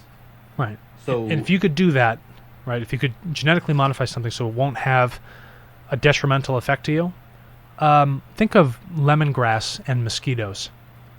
The energetic signature of that scent is picked up by the mosquitoes, and they tend to stay away from lemongrass, right? Or like a citronella candle. So you could have something that may release a scent, right? You could apply lemongrass into the vegetable, and that wouldn't have a harmful effect on your body, right? Now you're splicing genes between two things to make a crop that would organically keep something away from it without having to spray a synthetic pesticide on top of it, right? Now, when we're looking at these GMOs, and you go into the store, I am a proponent for eating organic foods. right. Because at this moment, right now, in our technology, that is the best option. Because our technology took a route that wasn't so great with the genetically modified organisms, and it wasn't coherent with how it should work with human beings. It was more of a financial gain that needed to happen. So now we can take it back a sliver and let's look at, okay, how can we really help people with this, right? And that's a different type of engineering technology we need to look at. And Jason, when you talk about people starving globally, that's not what kills people. On a global level, the number one killer, and the Bill and Melinda Gates Foundation know this, is mosquitoes. Right. And why are they killing people? It's They're because the number one killer for an animal. right, for an animal, right? Right. It's because when you have a lack of nutrients in your food, you don't have the energy and the white blood cell count in your body to fight what the mosquitoes are actually biting people with, which causes them to have these fevers and kill them. Right. So the mosquito's the number one killer, but that's a function of the lack of the nutrient profile in the food. A lot of these people eat a good amount of food in third world countries, but it lacks the proper nutrient profile that they're looking for, and they're missing that. So if you can genetically modify something to give them that entire complex carbohydrate nutrient profile with the protein in place, then you can actually, prolong their life. You can decrease the death rate from that lack of nutrients and mosquitoes killing people, right? So then you have a lot of good that can happen with a GMO. There was a guy by the name of Mark Linus, and he was one of the most prominent anti-GM activists, and he switched to become strongly supporting it. And he was in the UK, and 53 people died from an infected organic bean sprout. We're seeing spinach and, these different things that are happening on the organic side. 53 people died. Millions of people die every day, and then a smaller subset of that die from either lack of food or lack of nutrients, right? So I know the media is going to hyper-focus on 53 people, but from a larger aspect of helping humanity, right, that's going to be a function of engineering crops or finding something that helps people in these areas to give them what we have so much ready access to. And in actuality, these 53 people died from a non-GM crop. Makes sense. Things can get infected. Organic, Things get infected, right? Like anything else. If you have a little garden outside of your house, and then all these caterpillars start showing up, or your leaves start turning yellow, there's an infection that happens, right? Mm-hmm. Nothing you can do about it. That's nature, and it's an organic crop. So, that may be the price you pay, but that's a function of quality control before it gets shipped out. That could be a soil issue. Yeah, let's not blame the plant. Right. It's not the plant's damn fault. You know what I mean? I've seen people release praying mantises to kill. Yeah. You can buy a bunch of praying mantises and they'll come in there and just... Yeah, so there's lots of different scenarios. Don't blame the organic food. You would look at the quality control before that came to a store or the people were out to buy it, right? And if was there any other points that they had touched on in there? Yeah, they talk about... one of the biggest things that they talk about is that a lot of the studies is not exactly... Like, they haven't been able to link deaths specifically to GMO food. So... a lot of it is like a scare tactic, or like these documentaries that they're doing now. Where I'm happy that you're, vegan, and we're going to get into that in just a second. We're going to switch, But, you see these documentaries, and then you see these charts where, one cow eats, 1,000,000 gallons of water and, like inflated statistics and stuff like that. And it becomes very fear-based. And we respond to that. Yeah. And then that's why you see, I think, a lot of switch for veganism, and then a month, 2, 3, 6 months later, they're not vegan anymore. Right. I think a lot of that is because if you're starting something in fear, it's not going to last. Yes. It's a quick hit, right? Mm-hmm. It's a quick fix. But I think one of the things, I think we hit that pretty good. We know our stance on that. But I think one of the, and people can argue with us, they can DM us or whatever. We'd be more than happy to answer that, email us. But I think one of the things that we need to really look at is, I want to get more on the practical side, but specifically with myself. So let's say I'm transforming, because I feel like over multiple years I've been transforming into healthier eating. It's like a caterpillar to a butterfly. Yes, yeah, like a caterpillar You to a were butterfly. Jason, you're the most beautiful monarch I've ever seen. I'm more of a moth, bro. Yeah, you're more of a moth. Follow the light, Jason. Yes. Follow the light. I love that bug life cartoon or whatever. Don't look at the light. Don't look at the light. I'm a beautiful butterfly. Yes. I love that. But when we look at exactly what I'm thinking of that movie now, I'm actually like sensing. Oh, here we go. Yeah, he's straying apart. Yeah. And the bug light being like source. Yeah, I need to go back to source. Well, that was a quick route. You know what I mean? Oh, that's funny. So I look at, like I'll make a salad. I'll sprinkle a little bit of cheese in there. I make sure, I buy my cheese that's organic or whatever. Mm-hmm. I'll get some shredded chicken or whatever that is farm raised and it's supposed to be happy chickens. Okay. That are, or I eat eggs. I have some bacon. Uh-huh. There's so many different choices out there. There's paleo, there's raw, there's vegan, there's vegetarian, there's raw vegan. There's what's the other one? Pescatarian. Yeah, and then now you have carnivore. You have carnivore. You have Jainism. You have Which, I don't know. Like Jordan Peterson, I really follow and listen to. I really like him. Did we talk about keto? Yeah, keto. Yeah, keto. That's big right now. Yeah, so that's a big one. Which I think carnivore really boils down to one thing, and that's just you've excluded everything that's causing inflammation. That's another word for Atkins diet. Yeah, but I mean it's basically to the point where maybe something something super allergic to, so you just condensed it down to eating like one thing. You could probably do it if you just ate like spirulina. Yeah, spirulina all day long. It would probably cure my raw living spirulina. Yes, definitely cure your problem. Every day, what do you think? At night, I love it. Today it's interesting. So, because I do intermittent fasting, if I don't have a big meal the night before and I wake up and I'm on an empty stomach and I drink water and I have raw living spirulina, I get a buzz. Right to the blood. Bang. Is that what's happening? Oh, yeah, big time. Because I'm like a buzz. Like I feel like I drank a beer or two. No, it's awesome, isn't it? Yeah. But no, that's like a healthy buzz. It's not toxifying your body. No, yeah, it's detoxifying. Exactly. Pulling out the heavy metals and stuff. Which drinking a lot of beer is not good for you. No. Alcohol is... Alcohol is at its poison. absolute base is a poison. Right. And this is not a fear thing, everyone. Right. That's a fact, I mean, right? we've drank beer on the show, so yeah. Last time we did, but we switched to water. But we're at water today. Yeah. But can you do alcohol in moderation, or is there no? some There's types of alcohol? No. There's absolutely no moderation for alcohol that has a positive benefit to the body. So when regardless, we're just making a decision to. Regardless, it toxifies and it creates a carcinogenic, and it's linked to multiple types of cancers right out of the gate.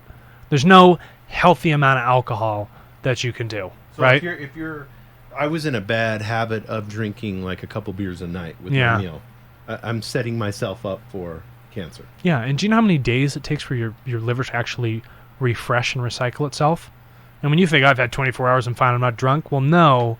It still takes a long time for the liver to actually cleanse itself, right? To wash that blood. So if let's say you say, okay, I'm going to have a special occasion. It's Saturday night, I'm going to go on a date, and I'm going to drink a few beers. Mm-hmm. Then if we did that once a week, that's a little bit better. We should get to a process of where if we're drinking a lot of alcohol. When you really see that it takes maybe a 30-day limit for you to actually cleanse out that alcohol out of the liver completely. It takes 30 days? It's amazing how long bad stuff can sit in your bloodstream. Right. And it does. Yeah, you burnt off a lot of the alcohol, but the liver is toxified. Is there a body hack or something you can do? Yeah. That helps? Yeah, of course. Don't drink anything. There's your damn body hack. Yeah, there's a body hack right there. You don't need alcohol anyway. And people are going to contend. And I'm saying that, and I have beer in my fridge right now as we speak, IPA. Oh, it's good. It's real good. Yeah. And people are going to say, oh, well, you can drink a little bit of wine. It's shown to be good. Yeah. There is good functions to having that fruit, right? That wine that's in there. There's certain enzymes and chemicals that are good for you in it. But you got to remember, it's still paired with a toxic thing that is alcohol. Right. And people are going, man, well, you can't have a wine, like blah, blah, blah, blah, blah. You know, just yapping about it. But well, I mean, I know so many people that drink a bottle of wine every night. that's a lot. I remember they say you really don't want to have much more than a glass. Right. Well, yeah, because it becomes, you lose the nutritional benefits after that point, right? Right. Yeah, you're going to toxify your liver a little bit, but there is a lot of nutritional benefit that does come from it. Yeah, and that's something that, you know, I mean, that people are out there that are struggling with. I know to me, it was just a habit. I really wasn't addicted to it as much. Once I started like drinking more water, then that natural desire. Feeling that natural high all the time is what we should strive to be addicted to. Not feeling that buzz or drunkenness. No, I'm talking about a real high, an energetic high, and you feel so friggin' good. You're blissed out 24/7. Right. And you, when you start looking at alcohol as poison, Yeah. and you look at it that way, when you're drinking it, yeah, it may be a social function or whatever, but you know that is something that's negative, not positive. Right. And it's not cool to go out and drink alcohol. You can ask many of the people that know me, for a long time I didn't even touch it. And when I went out to go have a good time with friends, it was club soda and fruit. You know? And no one really gives a shit. They're looking at you and they're like, hey, what are you drinking? Vodka? No, it's just club soda. You seem to really enjoying yourself. Yeah, I know, because I'm actually here in the moment. I'm not here in the alcohol. Yeah, and you know that's what I mean? a whole different show. And that's a whole different show, and it's a different relationship I have with what I'm putting in my body. But when you're feeling when you're at that optimized state, oh man, where you're eating perfect, Holy alcohol crap, actually feels makes good. you feel less, not better. Right. So that's something that you have to look at. If you're not at that level and alcohol's making you feel better in the evening, Yeah. you know, or when you're going out or whatever, you haven't got to the point to where you've fully optimized your eating habits. And People aren't there. Right. And when they've touched it, when they've kissed intimately, that feeling inside their body, right. they're going to want it again. But 99% of Americans have never felt They've that. never felt that. Yeah. And when you do feel it, my God, is it something like spectacular. So feeling that and getting to there, let's be very practical right now. I want everybody to pay attention, because here's where the process that I'm venturing in. So I'll venture more into this myself from off of this. But is there a detox you can do? You know, that's a big word nowadays. What should somebody, if they're eating poorly, pretty much, you know, going out to eat, eating whatever they desire, and they want to start fresh and clean. Yeah. And they want this higher conscious. Right. They want this high density eating. Sure. habits. What should they start off doing first thing? Very high quality water. That is number one. That is the source of all life on this Where planet. would you get high quality water at? You can get it from anywhere. You can get high quality water from Walmart. You buy a case of Essentia, right? Nice high pH water, something that is close to the alkalinity of what your body naturally wants to run its equilibrium at. You got to keep that blood slick. Let's start with that. Plastic bottles make a difference? Makes a big difference, right? So plastic, even though it's BPA free, it leaches, but it also changes the water's a crystal, and this has been well studied in Japan for a very long time, that depending on the storage of water, the medium that it sits inside of, changes how that water's bond and crystallization actually looks. It can be muddied and it doesn't have a beautiful picture. When you store it in glass and it freezes to something akin to a snowflake, right? And that's when you have water that's in its optimal structured state, right? An energetic state of water. But when you put it in plastic, it destroys that energetic state. Plus, you got to realize that they're sitting in warehouses. And it sits in warehouses. With pallets at 100 degrees. And people don't think water is a living thing. And it has been proven, and I say that proven, so scientific evidence beyond a reasonable doubt, that water is in fact a living organism. Well, what's the percentage of our body is made up of water? Well over 70%. Yeah, our brain is. Isn't it funny to see that the ratio of the Earth's water also matches the internal ratio of water in our body, of land to water? That's a show. That's an interesting coincidence, is it not? Yeah, Right? and then how water responds to love and hate. We're going to get into that. We'll get into that. Water will be its own show. Its own show, yeah. Here's step one for let's do things that are reasonable. Drink high quality, higher pH water, anywhere from 8.5 to 9.5, right? Make sure it's stored in glass. Respect it when you drink it. And cut out any other liquid you're intaking, right? Let's start with that with your detox, because that'll already start to pull all the toxins. It'll start to clean out the blood, start to pull out the heavy metals, right? It'll allow that water to live inside your body and flush you out. First thing you can do is start drinking the amount of water you should. That's correct. 90% of Americans are dehydrated. Chronically, all the time. So headaches, sore muscles, inflammation. That right there alone is going to cure a lot of stuff you have. And how long does it take for them to start feeling it? 24 hours. It has been shown drinking high-quality water in 24 hours changes your blood platelet count and the viscosity of it, so how slick it is for those things to move by. And a person that's going into cardiac arrest over a long time having cardiac failure, right? Those blood platelets become rigid and they're not flexible and they get stuck. And within 24 hours, you can start to loosen those things up and the blood becomes more viscous.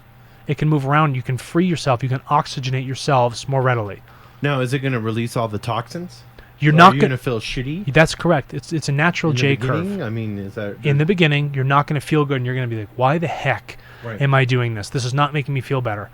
That's because your body is working to find the equilibrium. You're letting the body, as a machine, a highly intelligent machine, go through and begin to flush the bad stuff out of its system. Let the body work. You're not going to feel good. You're going to feel the toxins coming out of the body.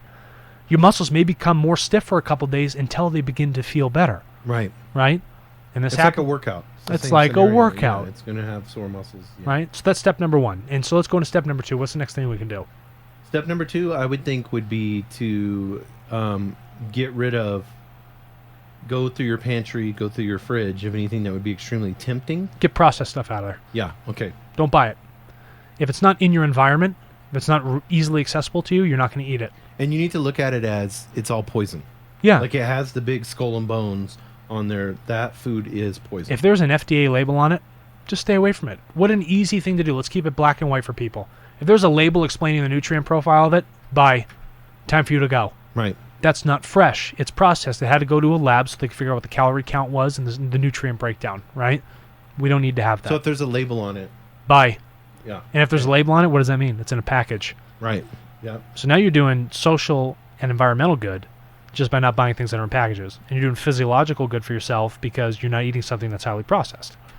So that's maybe that's the second step, right? Yeah, I mean, there's going to be certain things like chia seeds has labels on them, stuff like that, because they're in a bag. Yeah, whatever. Yeah, but at the end of the day, let's start easy before we get people just blowing up on chia seeds, right? let's move them into. Let's get rid of the Fritos. Yeah, let's get rid of this other stuff first, right?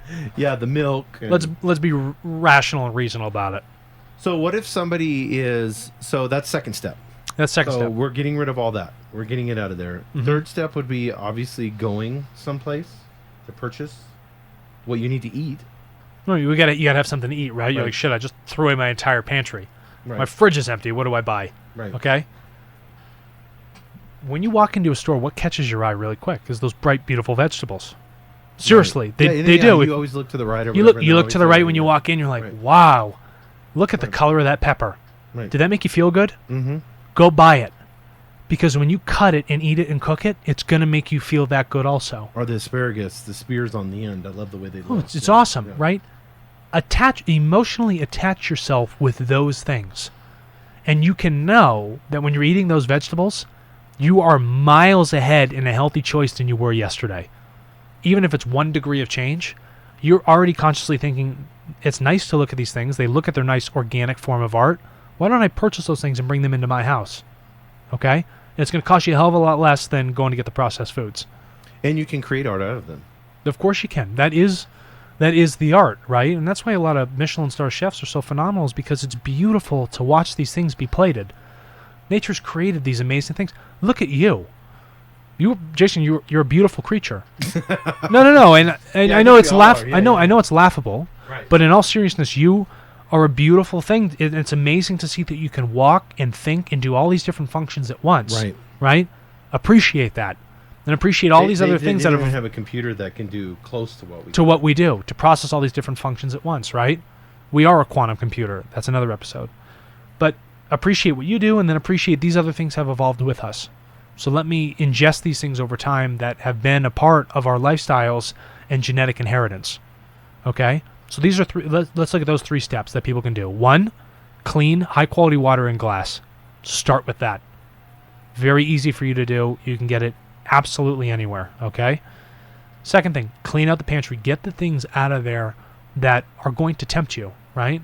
If you have a problem with self-control, get it out of that group. Why do people go back to heroin? Because they hang out with the same people all the time. Yes. They haven't changed that social group, right? That's why they relapse. What's the third thing? Go to the store and start to purchase those things that you emotionally connect with, right? Those healthy, organic things, those bright colors that make you feel good. Not the packaged ones, but those organic colors. 3 easy steps. And what's the fourth thing? Let's cut out all those simple sugars. Those are the white devils. What are they? The white devils. Milk, Right. white rice, sugar, flour, white flour. You can have brown flour, whole grain flour, that's fine. But the more you refine something, like we said before in the show, it becomes a simple carbohydrate. Anything that's refined, get rid of. Just get rid of it, right? And those are Powdered things. sugar. All that stuff is going to be white, okay? And it's typically not alive. It's been pasteurized and all those other things, right? That's my Snapchat name, the White Devil. The white devil? No, I like that. I like that. That's a good one. So let's get into, I mean, obviously you're vegan, so you're not going to endorse any type of meats or dairy or anything like that. But let's get into, so next thing would be like, okay, we're buying all these vegetables, but we want to have things with it. So it would be brown rice. Yep. What, like beans? Like what type of beans would you There are a phenomenal amount of legumes that you can have. Green beans, snap peas, soybeans if you don't eat too much of it, right? Chickpeas, Western red kidney or whatever the hell they are, black beans, How about beans in cans? garbanzos, like things like that. Like black beans in a can? Okay, What happens when you put them in a can? when You you lock them up. when you lock them up, what happens like anybody when you stick them in jail, right? Right. And it doesn't really help them, right? So let's apply that metaphor to things that are in cans, right? It's not energetically conducive to that bean, right? You're squandering its life force. The vibrational level, like we talked about before, the angstroms, disappears. So it doesn't have the life force, the light quotient it should have in it. So the black beans, let's say you want to eat black beans with some brown rice, Yeah. and you're going to cut some vegetables up. That sounds delicious already. So I would buy black beans, put them on the stove, Yeah, and then I would cook them, Yeah, and that would be totally different than what's in a can. absolutely. Because when you soak them, you either begin to sprout them or break down that cellular wall, that phytase, that phytic acid. So what you can do is you can buy regular beans, and they're hard, right? They are And hard, they're- yeah. And then you Very put 'em- robust. They last a while. And then you put them in water. Right. Or you can pressure cooker them, however you want to do it. It's like cooking rice, right? Cook it with the you lid put on. 'em- but you put them in water for how long before they begin? Because you want to eat them right before they sprout? Yeah, Or- you can put them in for a couple hours, or you can do it overnight and then sprout them. There's so many different things you can do, but the first thing you want to do is soften the beans so that you can cook it and digest it. So a good way to do it would be just to put the beans in there first thing in the morning, and then when you come home at night, you could cook the beans. They've sit there all day. Correct. It's That like would be an easy way. it's like overnight oats. Yeah. What do? I got the oatmeal, I pour some fluid in with it, I leave it for a bit. What are you doing? You're breaking down the cell wall so that you can digest and get all the nutrients you Right. want. And if you are like, how the hell do I cook the beans? Oh my God, do I go on YouTube? No, if you buy a pack of beans, organic, Goya, non-GMO beans, it'll have the instructions right on the back for what you have to do. Yeah. It's not difficult, Right. okay? And so now we start getting our complex carbohydrates, our protein in there, which people are so worried about, and we start looking, our nutrient profile begins to increase, and we're having a highly energetic food. So now we've purchased all these things, and we have this collection of colors and grains and plant cellulose and energy on our plate that we're now going to ingest. And we're not going to fall asleep after. We're going to feel energized. This is going to be a high quality food that's going to start to make us feel really, really good. And it will help us in detoxifying the body further. So you're for vegetables, beans, rice. Yeah. What else do you eat? Is there anything else? Well, I eat grains and vegetables. Oh, and lots of fruits. So why So do you we eat because there's a big controversy with eating lots of fruit. No, So what if I turn around and I buy organic fruit Mhm. that's frozen in a bag, Sure. and I throw it in a blender, Yeah. and I make myself a smoothie? Okay. What is that? If it's like raspberries, blueberries, mango, frozen fruits, is there anything? Frozen fruit, if it's not just like a fruit liquid, has the cellulose to it. There's a plant fiber. So there's a balance in your digestive tract, so how those sugars net out with that fiber. So when you're just having fruit juice, right, not blended fruit, but fruit juice, right, a concentrate, you're only taking the sugars of that fruit. Yeah, concentrated fruit juice is really bad for you. When I eat the fruit with the fiber that comes with it, what it does is when that gets into my digestive tract, the sugars are naturally balanced for its processing of the fibers, and it also increases this thing called beta-glucan in my digestive tract. Beta-glucan allows the proper flora, the good bacteria in your gut, to flourish, making that nervous system, which is your second brain, your gut. They've already proven that. They've proven that. It allows the probiotic and prebiotic material to flourish properly in your gut so you can absorb the nutrients and feel healthy again. So your first brain is dehydrated. Your first brain's dehydrated. And your second brain is dehydrated. And leaky gut. And nervous system's all out of whack. Yep. And has the list goes on and on. Low pre and probiotic. Yeah. And then we wonder why we have such huge issues with, like you said, disease. And I don't have an insulin problem. I've had my blood checked. I have a resting heart rate of anywhere from 54 to 57. My blood pressure is like that of, an 18-year-old girl, right? You kind of look like an 18-year-old girl. No, I love it. That's fine. Whatever. I guess I'm androgynous looking. No, you have... for people, you have to go online and look on YouTube for it. Because Alex is extremely tall. Yeah. And you have long hair. I got long hair. You got like a man bun in today or whatever, I think. Yes, I do. I do have a man bun. You do yoga with the man bun. I'll do a handstand with my man bun. Do you wear pink tights when you do yoga? No, I don't wear pink tights. I do wear short shorts and drive a Subaru, though. Yes, you do have a Subaru, yeah. Everybody paint me in a box. That's what I'm in right now. It's so funny how we have labels. No, but it's cool. But so, and there's nothing wrong with my blood sugar levels. Nothing. This is not an egotistical bragging thing. I'm in optimal health. Yes. Yeah, even my oxygen retention, everything. My skin is extremely clear. I have no acne. Right. Okay. Yes, it's part genetic, but the other half, or the other 90% of it, is my diet. And people are like, "Oh my God, I'm drinking a lot of water. My acne's going away." You bet it is. Mm-hmm. You bet it is, because there's not that toxification in your body and your cells. I'm allowing to detox. You have to realize when you're eating poison and drinking poison, you're turning around and your body only has one reaction to it. Yeah. And that's inflammation. Inflammation. Or disease. Yeah. And where do you see that? What is inflammation? It's red. Right. It's pussy. It's carcinogenic, right? You don't want these things. It's not healthy to do. It doesn't make you feel good. So what do? I'll cover up with a Tylenol rather than just changing what's really causing it at the source, and that's what I intake in my body. So fruits. A lot of grains. Right. A lot of vegetables. And a lot of seeds. I also eat nuts because they have a high fat content, and I have a lot of oils. And those oils come from olive oils, like stone fruits, avocados.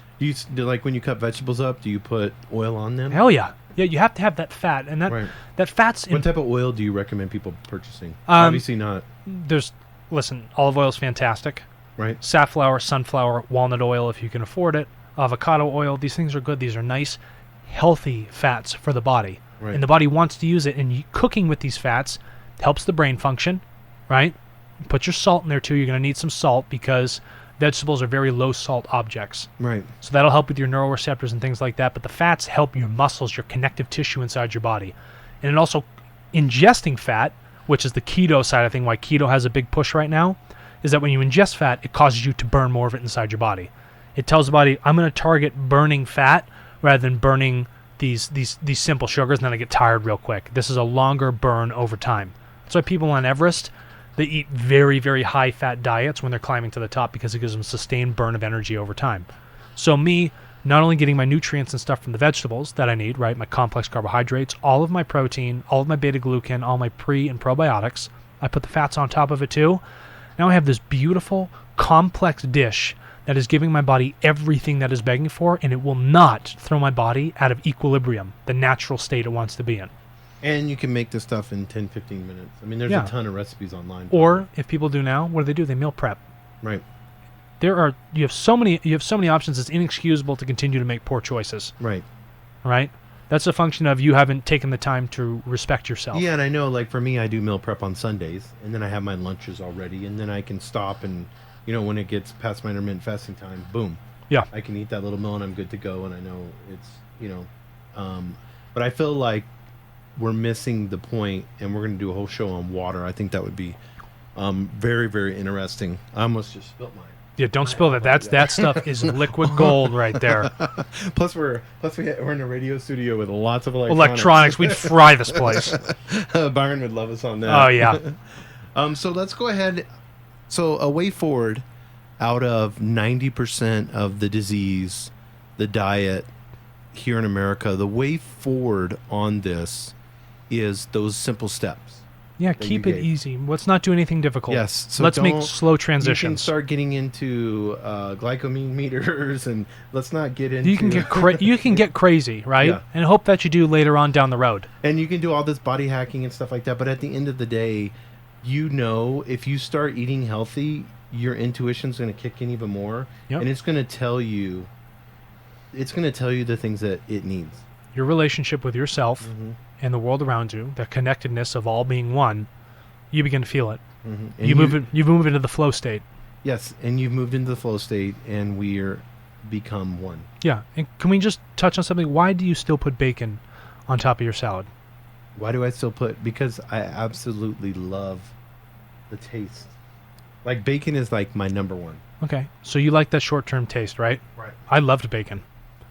But what if I told you, outside of the fact of slaughtering the animal and all that other shit that goes into it, what if I told you when you eat meat, it's linked to 6 different types of cancer? As a fact. As a carcinogenic fact, when you ingest it, no matter what amount, right, it is linked to a form of cancer. And it makes your body less efficient. Why are you choosing to continue to put it on there? Because you like the taste?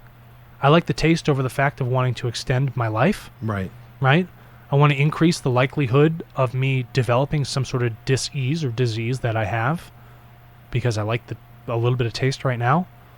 Yeah, so I think it's the same thing as like you were saying with the heroin shot. It's that ability to be able to... and yeah, that would be interesting. I would have to start looking into that more, and because I would want to not be fear-based in the sense where I'm thinking I'm going to get cancer, I would want to look at... think about it as an efficiency in the longevity of your life, right? Because I know there's people on both sides of the fence and we can get into that whole argument, and you would need to spar with somebody that's a lot smarter than me in that arena. Well, I'm eating meat out of a likable thing and then I'm trying to be more conscious in the sense of the types of meat that I'm eating, and I'm eating a lot less than I used to eat. Mm-hmm. So whether it's evolving for me but there are people out there, I mean, you know as well as I do, Alex, that could argue with you both sides. Both sides, right? And so if you leave the emotional charge out of it and you look at the scientific fact, the chemical, thermogenic benefits, and the efficiency of what you eat and what you ingest and how that changes your body, its physiology, you realize that the benefits of a plant-based, hopefully a vegan diet, right, outweighs dramatically the benefits of eating meat, no matter how big or small. But I mean, there's like things like I've seen studies on how great eggs are for you. Right, and there was a long study by the American Heart Association to talk about eggs, and eggs actually help with your nutrient absorption and the good cholesterol in your body. Yeah, because one time they said eggs were really bad for you, stay away from eggs. They didn't say that. That was a marketing thing that was going on, right? That was when we moved into, you don't want to have fats, everything was low fat. Right, only to find out that our low-fat society was actually killing us, right? It was doing a lot more harm. Mm-hmm. Now we've moved into high-fat material. So why would you, as a vegan, why would you not eat an egg? Because it's not harming the chicken. No, it's not harming the chicken, right? But there's also no necessity to me eating that egg, right? What if and that was that was the egg as an animal byproduct is nutrient dense, more so than any other type of meat animal byproduct I'd be having. Okay? The egg is. That's a fact, as opposed to any other type of meat. Right. But in comparison to vegetables and their protein and nutrient profile, it does not compare. Not even close. So it's a lower conscious food. That's exactly what it is. It's like you said, you're getting your filter 30 times. It'd be the same as buying vegan protein powder. Yeah. Like that's been processed and redefined and ground up. Right. Why would you not just get your protein? Why are you going 30 sources down? Why don't you just go right to the source? Right. It would be the same as any type of protein powder, though, whether it's dairy-based or... Absolutely. And, by the time you get that in that package... Protein powder is also another marketing thing, yes. Right? Just because I'm on a plant-based diet does not say that I'm not going to get enough protein. I know people are so worried about that. It's nonsensical. You get everything you need in the body. You don't have to have that protein powder, right? And you can eat things that are raw, that are fresh, and you can do that, but... the egg was one of the last things I gave up. I held on to it for a long time before I actually moved over and be like, this is the last thing that I need to let go of. And I let go of it, and you want to know something? There's been no negative physiological effects to my body. I've only had an increase. And I said, stop being a damn hypocrite, Alex. Get away from it and just go fully into it. Toe that edge, toe that cliff line. I can understand this, for me, with veganism. I can understand the spiritual aspect of it. I get that. Yeah. I can get that part. For me, and that's what I'm saying, I would have to do more studies with it, and I need to be careful what I put in my mouth, and that will cause me to do. But the pseudoscience, the fear-based, on both sides of the house, whether you have corporations doing that or whether you, I don't like that fundamentalist push. And I don't want to be fundamentalist. I don't want to be evangelical about it. I've gone through a journey of eating a boatload of meat, from microwaved meals to processed foods, and slowly over my life, I have redacted or taken away the things that don't make me feel good. And where have I ended up? In a much better place. Right. And it just happens to be in the profile of what you would consider a vegan. Not that I jumped to it because it's a fear-based thing for me. It's no. I've gone through the keto. I've gone through the paleo. I've gone through the meat only. I've gone through all of these different steps. I've gone through the gluten-free. I've tried all these things. I've been a test on my body. And removing the things that weren't working for me has only led me to one thing: fruits, vegetables, and other grains. So as you're trying to have a higher conscience, as you're living to be one, it has led you on this journey to this point. That's exactly correct. And I feel like everybody needs to, we can talk about steps and we can talk about, but at the end of the day, this is your spiritual journey. Correct. That you need to walk through. That we need to learn. Without judgment, without labels, without, whether you label, and you can't really, you've labeled yourself a vegan. But it's easy for people to understand. Right. Yeah. But at the end of the day, you just want to have higher conscious eating. That's what it is. And to give your body medicine, not poison. Not poison. I want to give it everything it needs so that I can live as long as I can to do the most amount of good for this planet. I think that's awesome. And so we're gonna end there because we've done over 2 hours. Cool. Love it. So we're going to stop here. Higher Density Living.